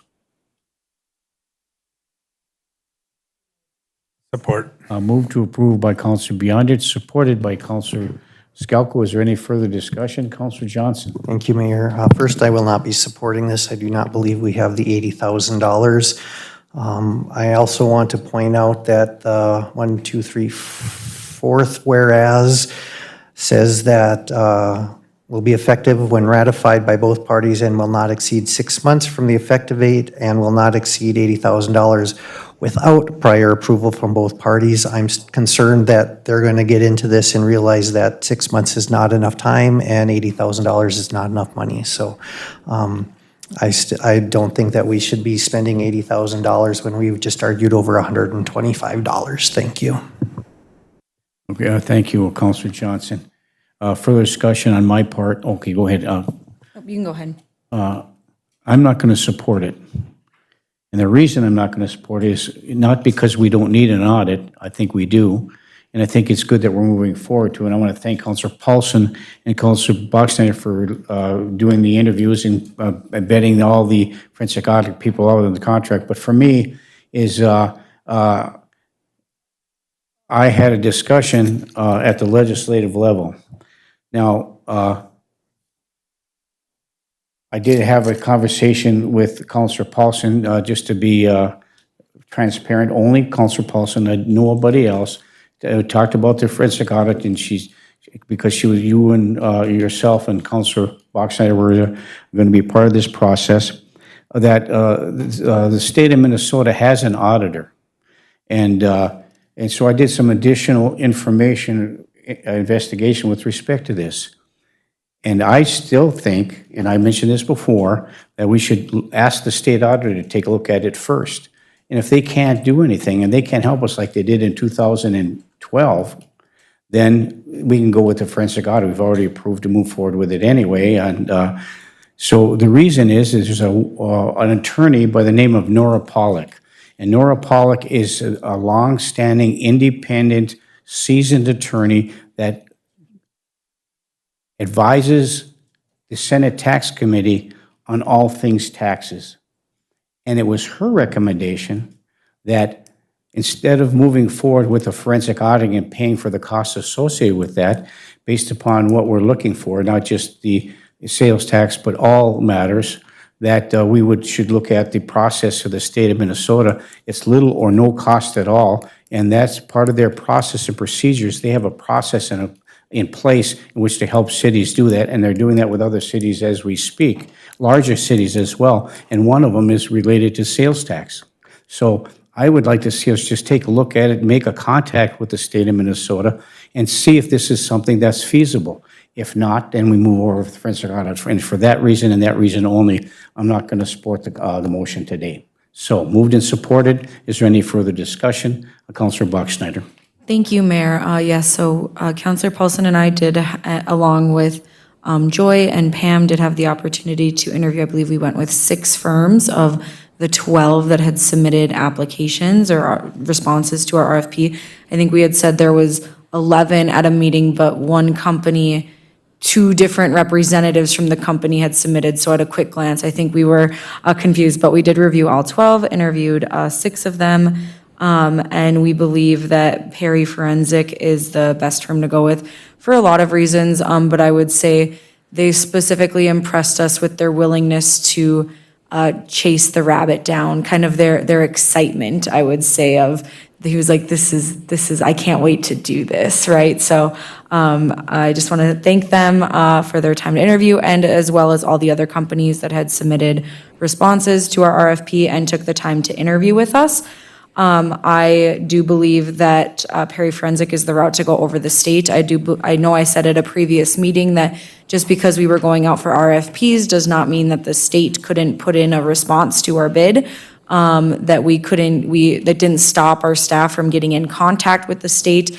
I think if they did not put in a response and we did not get in contact with the state probably about a month ago now, we have just wasted precious time. I think this one in particular had a goal of early November to get back to us with it. So I think that it will really help our 2027 budget process. And then I would recommend using our contingency fund for this. I think we have the $150,000 balance, and this one came in at, was it $80,000 or $80,000? And they did make it very clear that their timeline is that, November-ish sometime, and that, any additional cost would have to be approved by both parties, and any additional time beyond that 6 months. So I feel very comfortable, and really do look forward to working with them. I think that they will do a really good job with this. Thank you. Thank you, Councilor Bachschnider. Councilor Paulson, then over to Councilor Johnson. Councilor Paulson. Thank you, Mayor. And I guess what I would like to add is we had just very diverse applicants that responded to the RFP it was RFP or RFPQ. And one thing that was kind of noted is that the scope was very specific. So the responses were all just very professionally well-written responses. And when it came to Perry Forensic, and I do agree that they were really ready to roll up their sleeves and assist us in the process. But the other thing in terms of like meeting with the committee, they wanted to do potentially like a biweekly, if not a weekly, meeting so that they could kind of keep the council or through the committee, I would think, up to speed, and that would assist us in our 2020. We kind of had a nice discussion about our 2027 budget planning process and how important them coming in to assist us with trying to figure out the sales tax portion, which will be commingle, or it will be across the different accounts, if you, I guess, for lack of better terminology. They would be able to explore all of that, and that would be included with the $80,000. And so I do feel like we would be able to get some really good concrete answers from them before we actually solidify our 2027 budget, and I really, really appreciated that. So, and I agree with Councilor Bachschnider, we didn't preclude the state agency from responding to the RFP, but I do feel that Perry they seem to have a really well-working knowledge of the scope of what we're looking for, and the fact that it was affected, our pooled cash is basically what's been affected, and they really gave me confidence that they would be able to kind of dig in and give us some really hopefully give us some conclusive documentation. And then in terms of their forensic methodology, I think that was one of the other really things that we really did touch upon. And one of the tools, they get in and they kind of dig in, they can use the things that we use, they can also look through paper, but one of the things they also use is a tool called Data Snipper, and it's a very high-level functioning software that then will allow them or can allow them to extract millions of data in a very, very short amount of time. So we felt that that would also give some expediency to the level of the work that they would bring forward. And I feel like at that point, when we saw that we had money left in the contingency fund, as well as money left over in other professional services, we felt comfortable as a committee moving forward to recommend Perry Forensics. Thank you. Okay, thank you. I just want to clarify before to Councilor Johnson, the state of Minnesota doesn't respond to RFPs. Their job under the charter or under the state is their job is to help municipalities upon request. So I just want to make that clear. It's nothing to do with an RFP. That's all. Councilor Johnson. Thank you, Mayor. Reviewing the contract we have, could someone point out where it says they're going to make recommendations and help us with what we should do?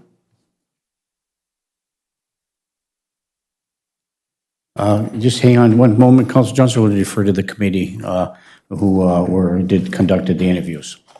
And while they're looking, the other thing I would like to point out is that November is 4 months away, 6 months is January. So to have this concluded in 6 months is not helpful when it comes to the budgeting process. The very first line that is underlined, it says, conducting Perry Forensics shall exercise the utmost professionalism and high degree of care, skills, and diligence in performance of conducting an independent assessment of collection, management, transfer, investment, reporting, and use of local sales tax revenues and related funds. I did not see anywhere in here where it said they will make recommendations and help us in the budgeting process. I would like clarity on that, please.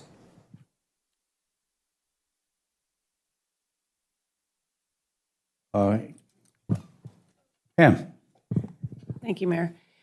Brian, did you have a chance to look this over? I did look the contract over. I don't recall it specifically. I'd have to re-review it as we sit. Okay.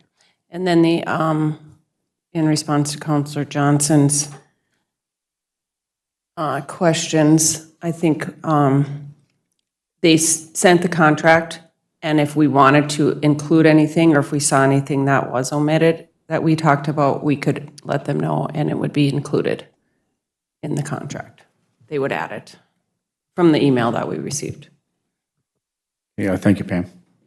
Councilor Paulson may have some additional information on your question, Councilor Johnson. I did, and you know what, on that contract, I would agree, it doesn't state anything, but it was a part of our discussion that not only, I'm looking at my notes here on Perry Forensic, and it says they would do weekly meetings with a point of contact, and then that they would give us the findings so that we would have those. They will at the end present to the council those findings. So there will be an end result of those key findings, but if that needs to be in the language in the contract, I would just maybe recommend, Brian, maybe you could review that, but we need to get that as soon as possible because they were ready to go. So if that could just be, or Pam, would you just want to email them and just ask them to add that part of our discussion? Pam? I can do that, and I can also coordinate with Brian as far as what our language is that we Yeah. want to put in there. And then I guess based on that, I don't know if you are, we're just going to go forward with the vote or if it would be contingent on those changes. That I'm not sure. But they did indicate that that would be happening.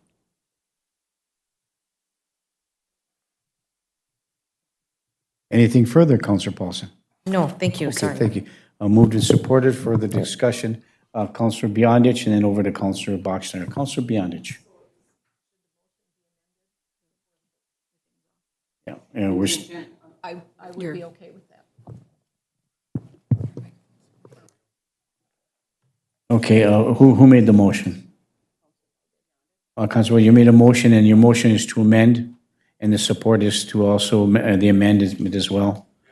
Thank you. Further discussion, Councilor Boxner. Thank you. And Perry Forensic did share with us a final report they did in a different city. Pam, I just re-forwarded that to you and asked you to share with the whole council as well And I did take a look through that last week and was also very impressed with it. So thank you. Okay, sure. Thank you very much. Moved and supported. Is there any further discussion? Counselor Johnson, and then over to Counselor Motley. So to be clear, we do not have anything in writing that says they are going to help us through our budgeting process. But what we were just told was that they will help us and make recommendations. On procedures, I think, process, is that correct? Processes and procedures. I don't think we should be approving anything at $80,000 contingent upon possible changes. I think we need to have the hard copy in front of us of the exact contract we're going to be approving, because it's $80,000 from our contingency fund, which is more than half. And so I will not be supporting this contract. I think we need to have the hard copy in front of us, exactly what we're approving because of this issue. Thank you. Counselor Motley? I just wanted to thank the interview committee that went through all of this. I'm sure it was a ton of reading and a lot of your time. And as always, I've been in support of a forensic audit. And then I can also understand with you, Mr. Mayor, and the state possibly doing or helping with an audit. I did reach out to them, and I have talked to them, and I have a direct line into them. And at no time did they ever give me the opinion that they wanted to get involved. So, but that's just my opinion.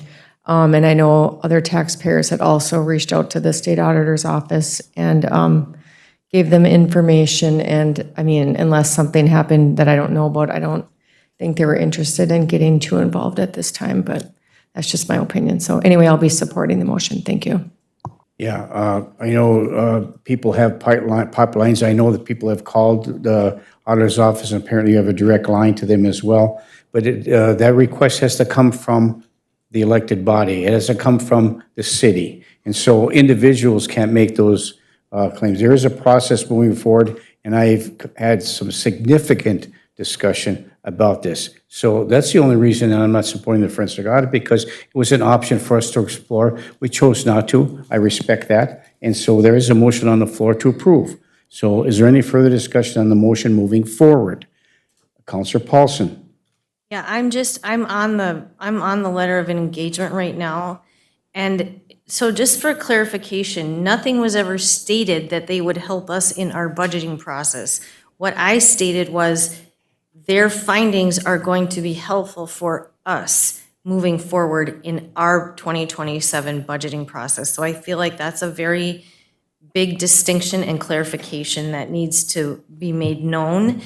And then under the cost of services, it says Perry Forensic agrees to provide the City of Virginia, Minnesota City Council with an independent assessment of the collection, management, transfer, investment, reporting, and use of local option sales tax revenues and related funds. And then it says Perry Forensic will provide these services. So they are giving us an independent assessment. That is already in here. So I didn't, the draft wasn't, I mean, I don't know if the draft was in our packet or not, but I'm comfortable with the way that this draft language is already. I just didn't understand the request was from the budget to provide for our budget, and that was not the discussion at all. So what they have put in there for the cost of their services and what they are going to provide, to me, is very clear. And I'm comfortable with going forward without an amended motion, if that's what the rest of the council feels. But it is spelled out in there. Thank you. Yeah, there's a motion on the floor with amendments and support with amendments to approve the forensic audit that from Perry. So as it's been moved and supported, is there any further discussion? Here, Counselor Motley. The motion maker and supporter feel that the amendment needs to be taken off before we make this motion. Okay, never mind. Thanks. Moved and supported. Is there any further discussion? Hearing and seeing none, all those in favor signify by saying aye. Aye. Opposed? No. No. A roll call, please, Pam. Paulson? Beyondich? Aye. Bachschnider? Aye. Stelco? Aye. Huffy, No. Johnson, No. Motley. Yes. Motion passes 5-2. Thank you. Okay, next item on the agenda is 8.11B, which was an add-on. Approve the purchase of the new server for door lock systems at a cost of $9,600. And this is an insurance claim. Is that correct, Britt? Correct. We had a power outage right after the 4th of July. It lasted for a couple hours. It took out our backup power supply, which then took out the motherboard and the server. Thank you. So moved. A move to approve by Counselor Johnson. Is there support? By Counselor Beyondich. Is there any further discussion? Hearing and seeing none, all those in favor signify by saying aye. Aye. Aye. Opposed? Motion carries. And 8.12, Street and Alley Committee meeting that was held on July 21st, 2026.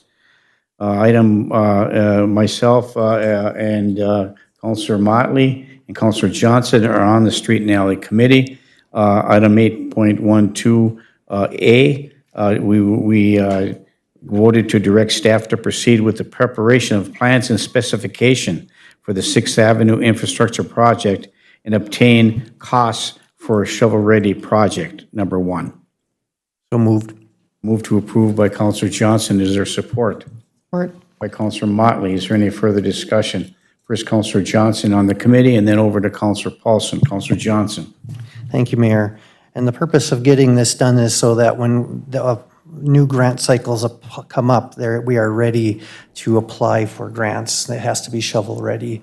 And so that's why we're doing this. And I will also point out that this is one of the times Mr. Rosvit stated to us that we are unaware of how many challenges we're going to have once the steam is shut off on October 31st in that core district, not knowing where all the pipes are, where all the sewers are, where all the water is. And being the condition of some of those are so severe they don't have bottoms, they are not candidates for lining or repair. So we really need to be starting to be proactive when it comes to helping that. And I again am going to say that I believe that we are going to have a lot of issues that are going to cost us money this winter because of the unwillingness to move this project forward as it was suggested at the beginning of the year. Thank you. Thank you. And just to clarify that we are directing staff, asking for a motion to proceed with putting the specs and plans together, not approving the project. We're just getting the plans in place so we have a mechanism in place. So if we have to go to the legislature, ask for money, we'll say, here's our plans, we're all ready to go, we're shovel ready, we need some cash. So that was the purpose of that. So further discussion on that request, Counselor Paulson. Thank you. I believe Matt and I had a really long discussion on this too as well. And what I'm wondering is, what is the scope of a shovel-ready project look like? Is it look like the exact same footprint and the scope of what was originally planned at the $10 million budget? Matt, I apologize for who's sitting here this whole time. I didn't realize that we were going to be talking about having you come up here and talk about this particular thing. So I should have brought you forward. I apologize for that. So Matt? That's okay. So yes, we talked, I don't know, a few months ago now. And I brought that up at the Street and Alley Committee meeting as well. The project, so some of the funding we have right now, the local road improvement money, $1.5 million, that will pay for basically the corridor work, the road, the storm sewer, those types of things. The state aid money that we would be able to use for that also will pay for the road corridor, stuff within the 6th Avenue corridor. It won't pay for anything outside of that. If we start working outside of that corridor, or not doing any road work, then we aren't able to use the local road improvement grant. We aren't able to use the state aid money because it just won't apply for it. So when we discussed it at Street and Alley, it seemed like the direction we're going to keep going is the way that we started, because that's where all the funding has been applied for, including some of the IRRB money that I think we've gotten for it. So that's kind of where it's at. If there's going to be different direction on where we want to go, that's the direction we need from the council. Okay, and thank you. I appreciate the clarification, because there's still going to be about an $8 million gap. We've got 4 out of 11, or less than 4, so we'd be needing to bond for about $8 million, is that correct? Well, we don't know that yet. Right. By putting together these plans of specifications, the money that we've applied for, the allocated, is applied to this project already. And then we will be seeking additional funding for that if the project doesn't go through. This is just that we'll have all the plans ready to go. If we don't have the money for it, we still have the plans in order to make an effort to apply for additional funding. I think that was the purpose of us at that meeting. And my thought process was, why do we have to tear up 6th Avenue? I mean, why can't we just redirect those behind closer to the lakeside, which Matt and I talked about? And then you had said that nothing else can be built on there. But the public utilities responsibility is the water line, which is above the storm sewer and the sanitary sewer. Think. And which one is deeper, the sanitary or the storm? In there, I think it's the sanitary. Is I think. 10 feet They're deep. deeper. They're big and they're deep, yep. And there's no way to get a piece of equipment in there if something were to happen, and you don't want to scope those lines because it's crumbling. Is that correct? Right. Okay. But is there a way to bypass it instead of going on 6th, bypass it behind the water and light there and cut the project down to maybe what we can afford? We wouldn't be able to get behind there till the building got demoed, for sure. There's not enough room behind there to construct anything that deep until the actual facility gets demolition. Could you reroute them anywhere different in the, I mean, what needs to be, I mean, the building, they don't even have the money to take the building down. Right. So I understand what's happening underneath, but Matt, we cannot go to the taxpayers and do a debt levy for $6 million or whatever, what is it gonna be? Well, it depends on if we get the federal money or not. Both Klobuchar and Smith had recommended our project forward to 2 different paths, and that's would be $4 million, so it would bring the total cost down to $4 million that we'd be looking for, because we would have $2 million in other grants and $4 million from the feds. So, And we've got about an $11 million, $12 million correct. project But I think total. what we talked about at the committee meeting was that we can't even ask the state for a special appropriation without the plans. So Correct. we can't even go anywhere Correct. else to ask for this other money until we have plans and specs. And then how much does it cost to do the actual plans themselves for us to take this next step? I knew you were gonna ask me that, and I was gonna look that, I had given you a contract back in November, and I'd have to go back I and can't grab it. I remember, knew you were gonna ask me But I that, know, and I wasn't But it would prepared go- to answer it. it would be on that same line, so I could go back and find that one from November? Yeah, it would be the same, I wouldn't change it. If we were to go with the same scope and everything, that contract should be valid.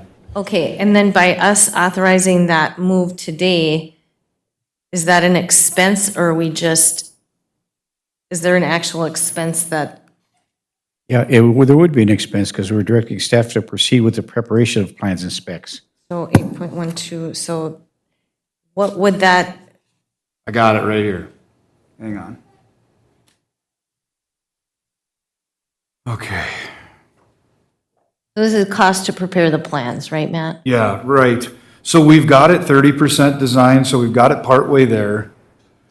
And then to take it the rest of the way there and have everything ready, so shovel ready, bid ready. We don't have to necessarily get all the bid documents together, but get the project designed.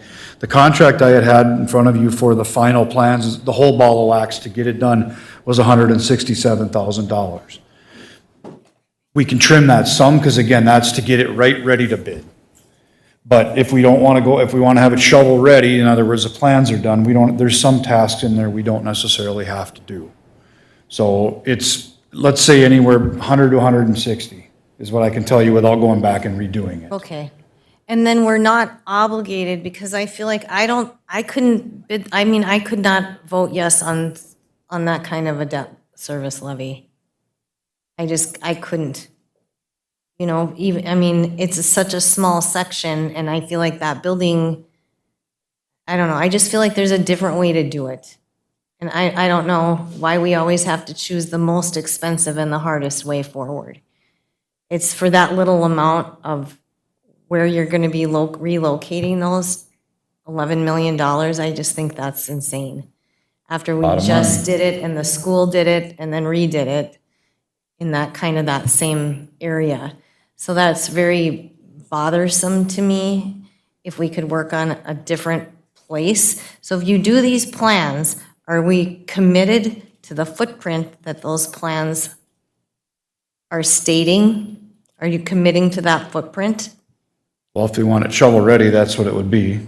I mean, we can go back and redo it, but you're gonna spend more money on engineering. I just don't know where else you'd reroute it to. I don't. There's really, there's a large sanitary, a large storm. If they can't go where they are currently, the lake's on one side, businesses are on the other, so either they stay where they are. What about the open lot, the parking lot that's right across the street from the Water and Light, like on the north, let's see, on the Down by the, west side of Sixth Avenue? down south by the school? Mm-hmm. We don't even have to, we already have to do work in that parking lot to do some of the rerouting. That's part of it. There's the sanitary sewer will go down through that parking lot. That's where it would get rerouted to. I don't know how we can afford this. So I mean, Matt, I trust you implicitly on this, but I feel like there's no way we can pay for this, where the financial condition of the city, even if we get a ton of grant dollars. So if we are committed to this type of a footprint for a shovel-ready project to submit to the state for funding, and then we can't scale it back, I don't think I would go moving forward with even doing the plans. But that's just my opinion.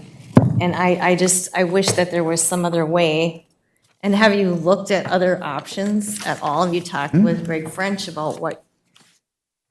Yeah, after we spoke, I look at some of those other options for sure. I mean, I was hoping maybe we could, if we wanted to leave it in place, we could try to line those. Yeah. Put a structural liner in there and leave them where they are. And the condition, well, we haven't got the camera all the way through it yet. Jim's done a little bit of work, but he hasn't been able to get through it, which tells me It's bad. probably not gonna be in good enough condition to line. But yeah, no, we have looked at some other ways and how we could do this cheaper. The one thing I will say about the cost, and we won't really know until we get into the final design, but with the depth and the size and depth of that storm sewer, they're gonna almost have to construct it vertical wall, and that's where there's a lot of money into just shoring right there. So if we get into, when we get into design, there may be ways to trim that back some, but I won't know until we get into that final design. I appreciate that, and I appreciate you staying. I guess I would have asked to have that moved up too, but I didn't realize it was the last item, but thank you. I appreciate that, Matt.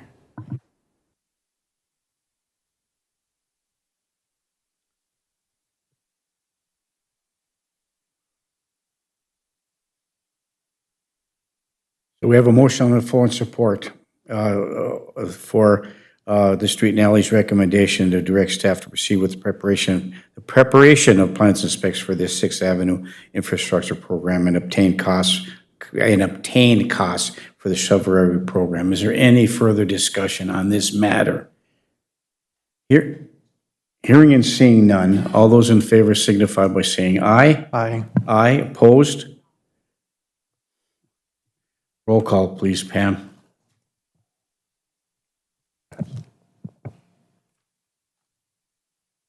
Beyondich? Bachschnider? No. Scalco? No. Duffy? Aye. Johnson? Aye. Motley? Yes. Paulson? No. Okay, motion fails. Okay, next item is 8.12B. Direct staff to proceed with the development of the cooperative agreement with the Minnesota Department of Transportation for the 16th Street South Corridor improvement and provide a cost analysis for additional associated street repairs. Matt, this is that behind the Sixth Avenue there along the railroad station area back there where the state owns that property? Yeah, this is just on the, yes, Mayor, exactly what you said. On the south side of Highway 53, the frontage road paralleling Highway 53. And that was, we did obtain that little over $1 million in local partnership funds from the state to pay for, in lieu of them doing it, turning it back in who knows when, because they don't have it on their plans anytime soon. And I know this has been a long time coming for the city wanting to try to get that corridor fixed up. So that funding we were able to obtain, they're gonna help pay for it. There will be a city match to that. I don't have that number off the top of my head. But that's what this is for in that area. And we did discuss at Street and Alley about if we're in there. Obviously, you guys have all driven Southern Drive and know what shape that's in. So some of those other things, I did today send over a final cost estimate, if you will, I guess, to everybody, so they can disseminate to everybody on what that might cost for some of the other parts of the improvements that we could look at. Just options to be thinking about. But we can, in the meantime, we can move ahead and try to put the cooperative agreement together. This would probably be a fiscal year or a construction season 28 project, not next summer, but the summer after. So if anybody has any other questions, I can certainly try to answer them for you. No, the recommendation from Street and Alley is to direct staff to proceed with the development and cooperative agreement for this project. Nice, so move. Moved by Counselor Johnson. Is there support? Support. By Counselor Motley. Further discussion? I'm assuming it's the same argument that you have with the Sixth Avenue project or the, as well. We don't have the money. There's going to be a matching funds there. We don't know what that is, but I think we should move forward with the agreement. So it has been moved and supported. Is there any further discussion? Hearing and seeing none. All those in favor signify by saying aye. Aye. Aye. Opposed? Motion carries. 8.12C, direct staff to install a four-way stop with flashing red lights on 9th Street North and 9th Avenue and 6th Avenue intersections when time allows. That's removing the street lights that are old and antiquated, need to be repaired, and replacing them with flashing red stop signs. So move. Move to approve by Counselor Beyondich. Is there support? Support. By Counselor Johnson. Is there any further discussion? Counselor Johnson. Thank you, Mayor. So when we discussed it at committee level, the idea is to leave the current lights up there, have them flashing red until folks get ready or get used to having the stop signs there, and then remove the flashing red. So I don't know that that the way it's written, that they have to have the four-way flashing lights is necessarily what, like there's, the whole point of this is to reduce the cost and take down the existing traffic lights before they fall down. I think we're very lucky they didn't fall down in the storms we've had this year. And then maybe at some point when we have the funds, we can put the solar flashing red lights back on top of them. So that's what I'd like to see. So I don't know if it needs to be adjusted in how it's stated, or if the intent is clear. I think the intent is what you just stated, Counselor Johnson. Put the four-way stops in there, keep the red lights flashing to get people used to the fact this is a four-way stop. Thank you, Mayor. Yeah, thank you. That has been moved and supported. Is there any further discussion? Hearing and seeing none, all those in favor signify by saying aye. Aye. Aye. Opposed? Motion carries. Thank you. Next item, 8.13, we'll wait till Counselor Paulson gets back, or unless somebody else on the Personnel Committee wants to move the three items of the Personnel Committee that was held on July 23rd, 2026. I'm happy to do so, Mayor. Counselor Bachschneider. Thank you. So we discussed, so the first one, 8.13A, consider posting the full-time sewer maintenance / sanitary sewer position externally. And Joy, I don't know if you want to talk about that for us and the discussion. So we moved it forward for consideration. I know at the Personnel Committee meeting, we did not have the job description, but we had a really great discussion, so that was included here too. Joy Ritterbusch, our Human Resource Director. Welcome, Joy. Thank you. Thank you. Yep, this position was posted internally for the amount of days that needed to be for the AFSCME contract. Nobody bid on it, and it's a necessary emergent position that needs to get filled. It's vacant right now. Mr. Rosfett has talked a lot about what's going to happen if it's not filled. And I personally agree 100% with just seeing the workload and the coming workload. And as far as I know, and Britt, you could answer this with me too, I think there's no full-time sewer person right now, or is there one? One. So then this is and then there's others that are filling in, trying to close the gaps of what's needed. So this is just a very important position to fill. Okay, so the recommendation of personnel is to proceed with the posting for this position. Is that correct, Counselor Buckschneider? I don't think we necessarily made a recommendation, Okay. we just moved it forward for consideration. Okay, Counselor Motley? Just a random, thank you, Joy. Just a random question. The MAVE supervisor, this would be Jim, I'm assuming, who's in control of the sewer. Can he pull AFSCME employees from wherever? Is that his right under the AFSCME contract to pull people where needed, even if they're not mandated to sewer? Mayor? Yes. Thank you. It was part of the discussion, if I recall, that they do pull these individuals for snow plowing and other responsibilities as well. Okay, thank you. Counselor Johnson? Thank you, Mayor. Folks who work in the sewer department have specialized training. And if we only have one full-time person there who knows the sewers and something happens to that individual, now we just have people trying to make things work, and there's not the ability for the professionals to do their job. And I think that we need people. We need bodies to do jobs, and I will move that we authorize staff to post externally for the sewer maintenance position. Okay, Counselor Johnson moves to approve item 8.13A from the Personnel Committee to consider posting for the full-time sewer maintenance sanitary sewer position externally. The motion is made to do so. Is there support? Is there support? I will support. We give and take in our further discussion. We give and take on what employees we need, what our employees are necessary, employees that we can live without for a little while, combining services. We're looking at the early retirement programs that's coming up next. We're looking at all these things, but there's a give and take in what you need and what you don't need. And sewer crew is an essential piece of this, and a trained sewer person we need. Look what's happened in the floods and those kind of things, and look at all what they've done with the sewers, checking them every day, putting the camera in, flushing them out. It's an important and I think a necessary and an essential part of the service that we provide. So I'm supporting this moving forward. So further discussion, Councillor Paulson. Thank you, Mayor. I will be supporting this moving forward after talking with extensively with the department head.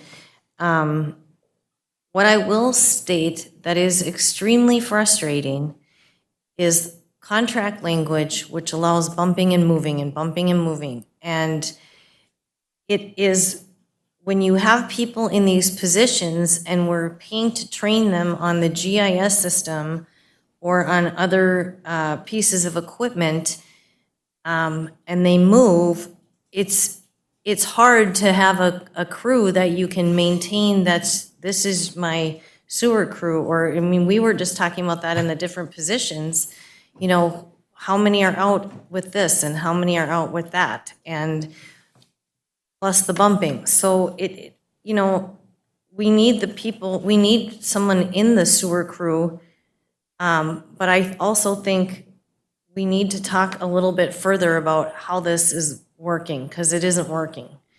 But at this point, you know, we do need to have we need to fill this somehow, and I don't know, when we're on a hiring freeze, what does that mean? Is this considered essential? Are sewer crew essential workers, so we aren't violating our own policy?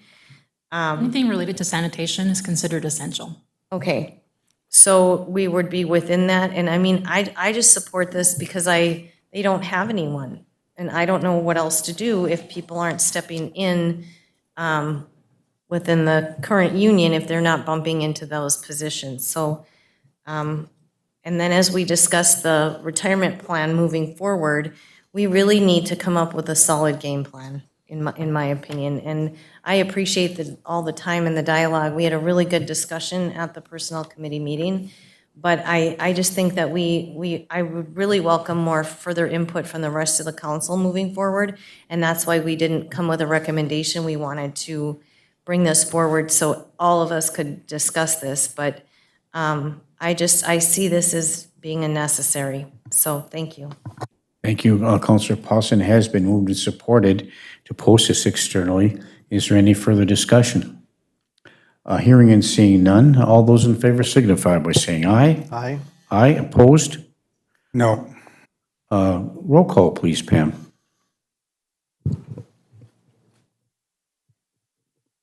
Bachschnider, Aye.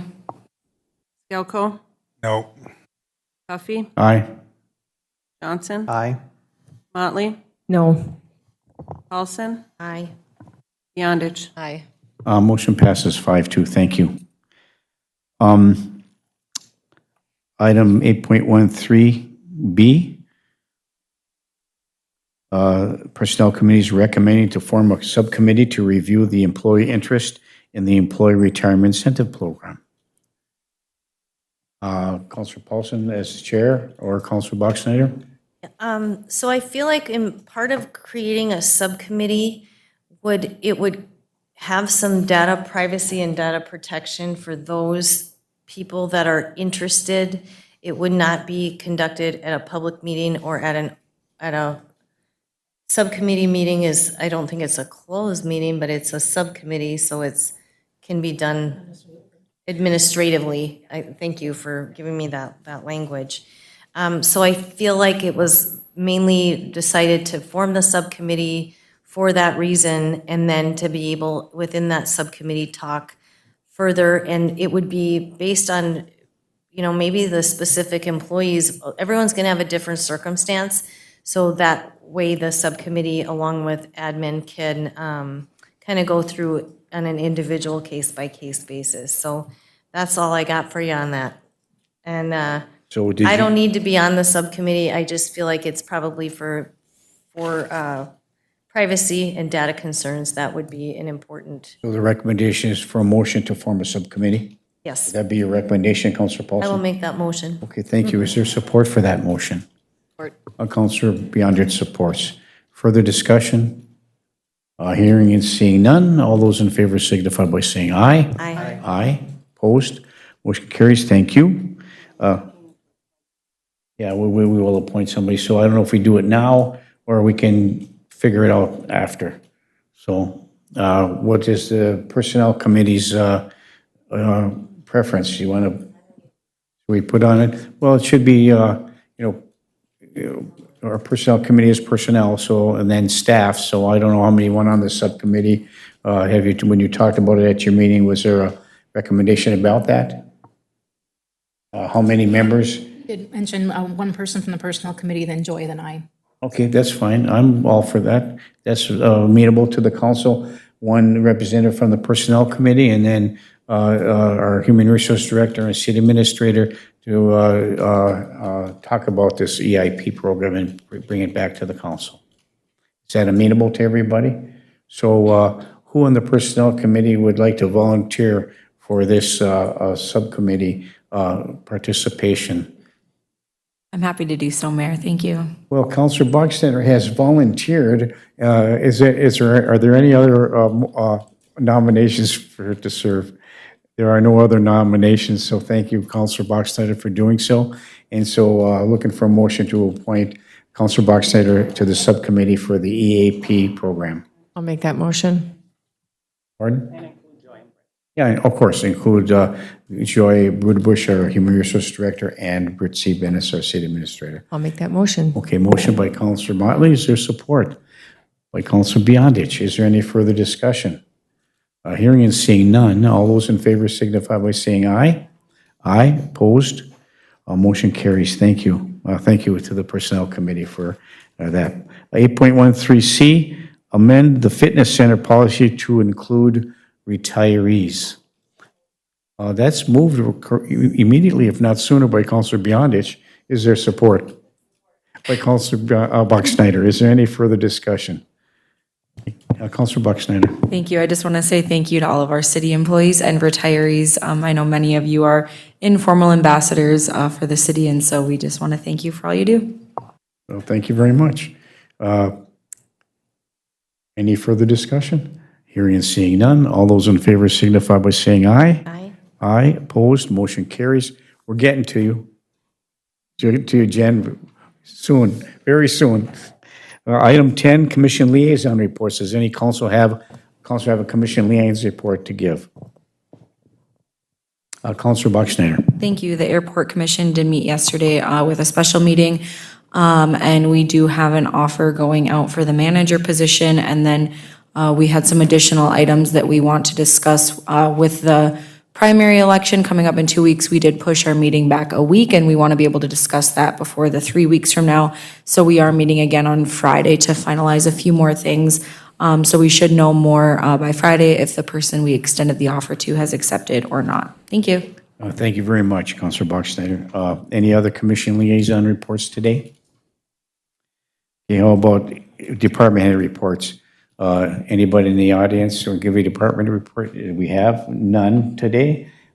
Anything from you, Britt? Nothing. Anything from legal, Mr. Lindsay? Nothing more from legal. Okay, thank you. Pam, anything that you'd like to disseminate with respect to the election or any other issue with We're respect? rolling right along with the elections. We're going good. So early voting started last Friday, and we're ready to Good. take those people Excellent. that want to vote. Okay, thank you, Britt. I know And it's that's a 8:30 to 4. it's a huge tax. 8:30 to 4. I see it's posted on the window there. Anything from our Finance Director, Megan, anything? How about our Community Development Director, Coordinator? I always get that wrong, but you're a director as far as I'm concerned. Please. Thank you, Mayor. I did want to give one quick update on a discussion that was had at one of the last council meetings regarding the Midway Motel and potential staff that may be available to assist with the demolition of that. We are taking steps to work on quotes for hazard mitigation, as well as exploring some grant opportunities that may be available in certain situations to that could be applicable to this as well. So just a brief update on that for you. Oh, very good, thank you. Item 12, Counselor, Mayor? I'm sorry. We do have Joy in the audience as well. I'm not sure if she has anything. Joy, do you have anything? I apologize for that. I always ask you, say no, and then I just skipped over you. I It's apologize okay. for that. I Joy, don't mind at all. what do you got? Thank you, Mayor. I just wanted, so the last council meeting, I was given a directive to research payroll programs and HRIS. I'm sorry, I don't remember the exact wording of the directive. So, and just to keep you in the loop, I had a meeting today with, what is it called now? NeoGov. And then I have UKG and, what is the last one? Sorry, ADP. And I should have those complete by this week. Also, the administrator has been looking at how we can use Casella a little bit better, so we're playing around with how to do time entry in there. And so just looking at all of the options, I do respect that we're a cash flow issue and not desiring at all to create big costs, but one of the goals in bringing me on was to work on the culture of the employees of the city. And I really think allowing them to have control over their own information is just a little step in that direction. They can get their W-2s, if they want to buy a car, they can go right on their phone and show proof of income. So I appreciate being able to at least investigate in that direction. So I'll keep you informed. Fantastic plan. Thank you very much, Joy. Okay, item 12, council reports. Anybody have to give a council report? First, Councilor Motley, then over to Councilor Johnson. Councilor Motley. I just wanted to extend a thank you to Greg French and his crew at Public Utilities. I had a taxpayer reach out to me last week about a concern they had, and Greg and his crew were pretty awesome and went above and beyond taking care of their concern. So thank you. Thank you, Mayor. Thank you, Councilor Motley. Councilor Johnson. Thank you, Mayor. I brought this up at the last meeting, and we only have 2 more meetings left of this 2 meeting a month thing, and I really think that we have demonstrated one of the concerns in the past of not moving the committee of the whole meeting to Tuesday afternoons or evenings is that people wouldn't show up. Demonstrate they have shown up consistently at 4 o'clock when they need to. And we continue to hear, I didn't know about that, I didn't hear about that. We're just hearing about that for the first time now. I would like to see us go back to the 4 meetings a month at 4 o'clock. I'm not going to make that in a form of a motion at this time, but I really think that we have demonstrated afternoon meetings work better for the elected officials who are serving the community. It allows for the community to come in to our facility and participate. And planning ahead, the staff would be able to know how to adjust their schedules, whether it's coming in late or taking time off at the end of the week or at the beginning of the week to adjust their schedules, knowing that most of the staff, though, are MAPE or our contract, and 40 hours doesn't exist in their world anyway. So I would just like the council to continue to think about that as we're going to have to move forward at some point for the rest of the meetings of this year. Thank you. Yeah, thank you, Councilor Johnson. Any other council reports? Okay, I just have one thing. Go ahead, Councilor Paulson. Thank you, Mayor. I just wanted to kind of piggyback off of what Joy had mentioned with our software, and then after our finance meeting earlier today, I'm wondering if we can, since we will be starting our 2027 budget planning process, I'm wondering if you wouldn't mind looking further a little bit with software. Is it neo.gov? Or NeoGov. I think I had looked into them as well, but if CASEL isn't allowing us to be able to pull reports and get the robust information that we need, I think we need to really take a look at better software for the city of Virginia overall and create efficiencies and not, and help with time management down in the finance office. I think it would free them up tremendously if we had a more robust software system. So I don't know if we want to make that as a motion, or Joy, if you just want to continue on in your path of.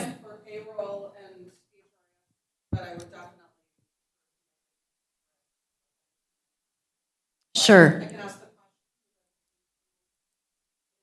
And maybe as you find one that's, maybe one wouldn't be as compatible with the payroll side as governmental accounting, I'm not sure of that. But I would really, I just feel like if reports cannot be generated because CASEL is so cumbersome, which I know it is, and I know it's really hard to run those reports and get accurate readings unless we're creating our own spreadsheets off of those reports. So I don't know, Mayor, if we're planning for the 2027 budget, should we make a motion to direct staff to get some quotes? Or review maybe some more efficiencies within software ability? Well, I think you could just direct staff to do that. I don't think we need this in the form of a motion because it's going to be part of our budget process as we look for innovative ways to save money and to be more efficient. But you're welcome to make a motion if you choose to do so. How about I just make a motion that staff, research, I would just say research governmental accounting software options that would be more robust, and that would maybe tie in, you can tie that in with Joy as well, with payroll and HR function, so. A motion by Councilor Paulson, is there support? Support. By Councilor Bachschnider, is there any further discussion? Hearing and seeing none, all those in favor signify by saying aye. Aye. Aye, opposed, motion carries. I have a list of things, but I'm not going to bring them up. It's been a long meeting, and we're going to be going into closed session, so I'll save them for later. But I just want to show you one thing. In May 21st, 1926, we have so many visceral things are on Facebook, disrespect and caustic behavior and visceral attacks on elected officials and citizens bantering back and forth. And so, we all want to try to do best for our community. That's what we want to do. We're always trying to do that. And this isn't the first time this has happened. and it begs the question, and I found this right here, I just want to just lay it out there, to show everybody. It was from May 21st, 1926.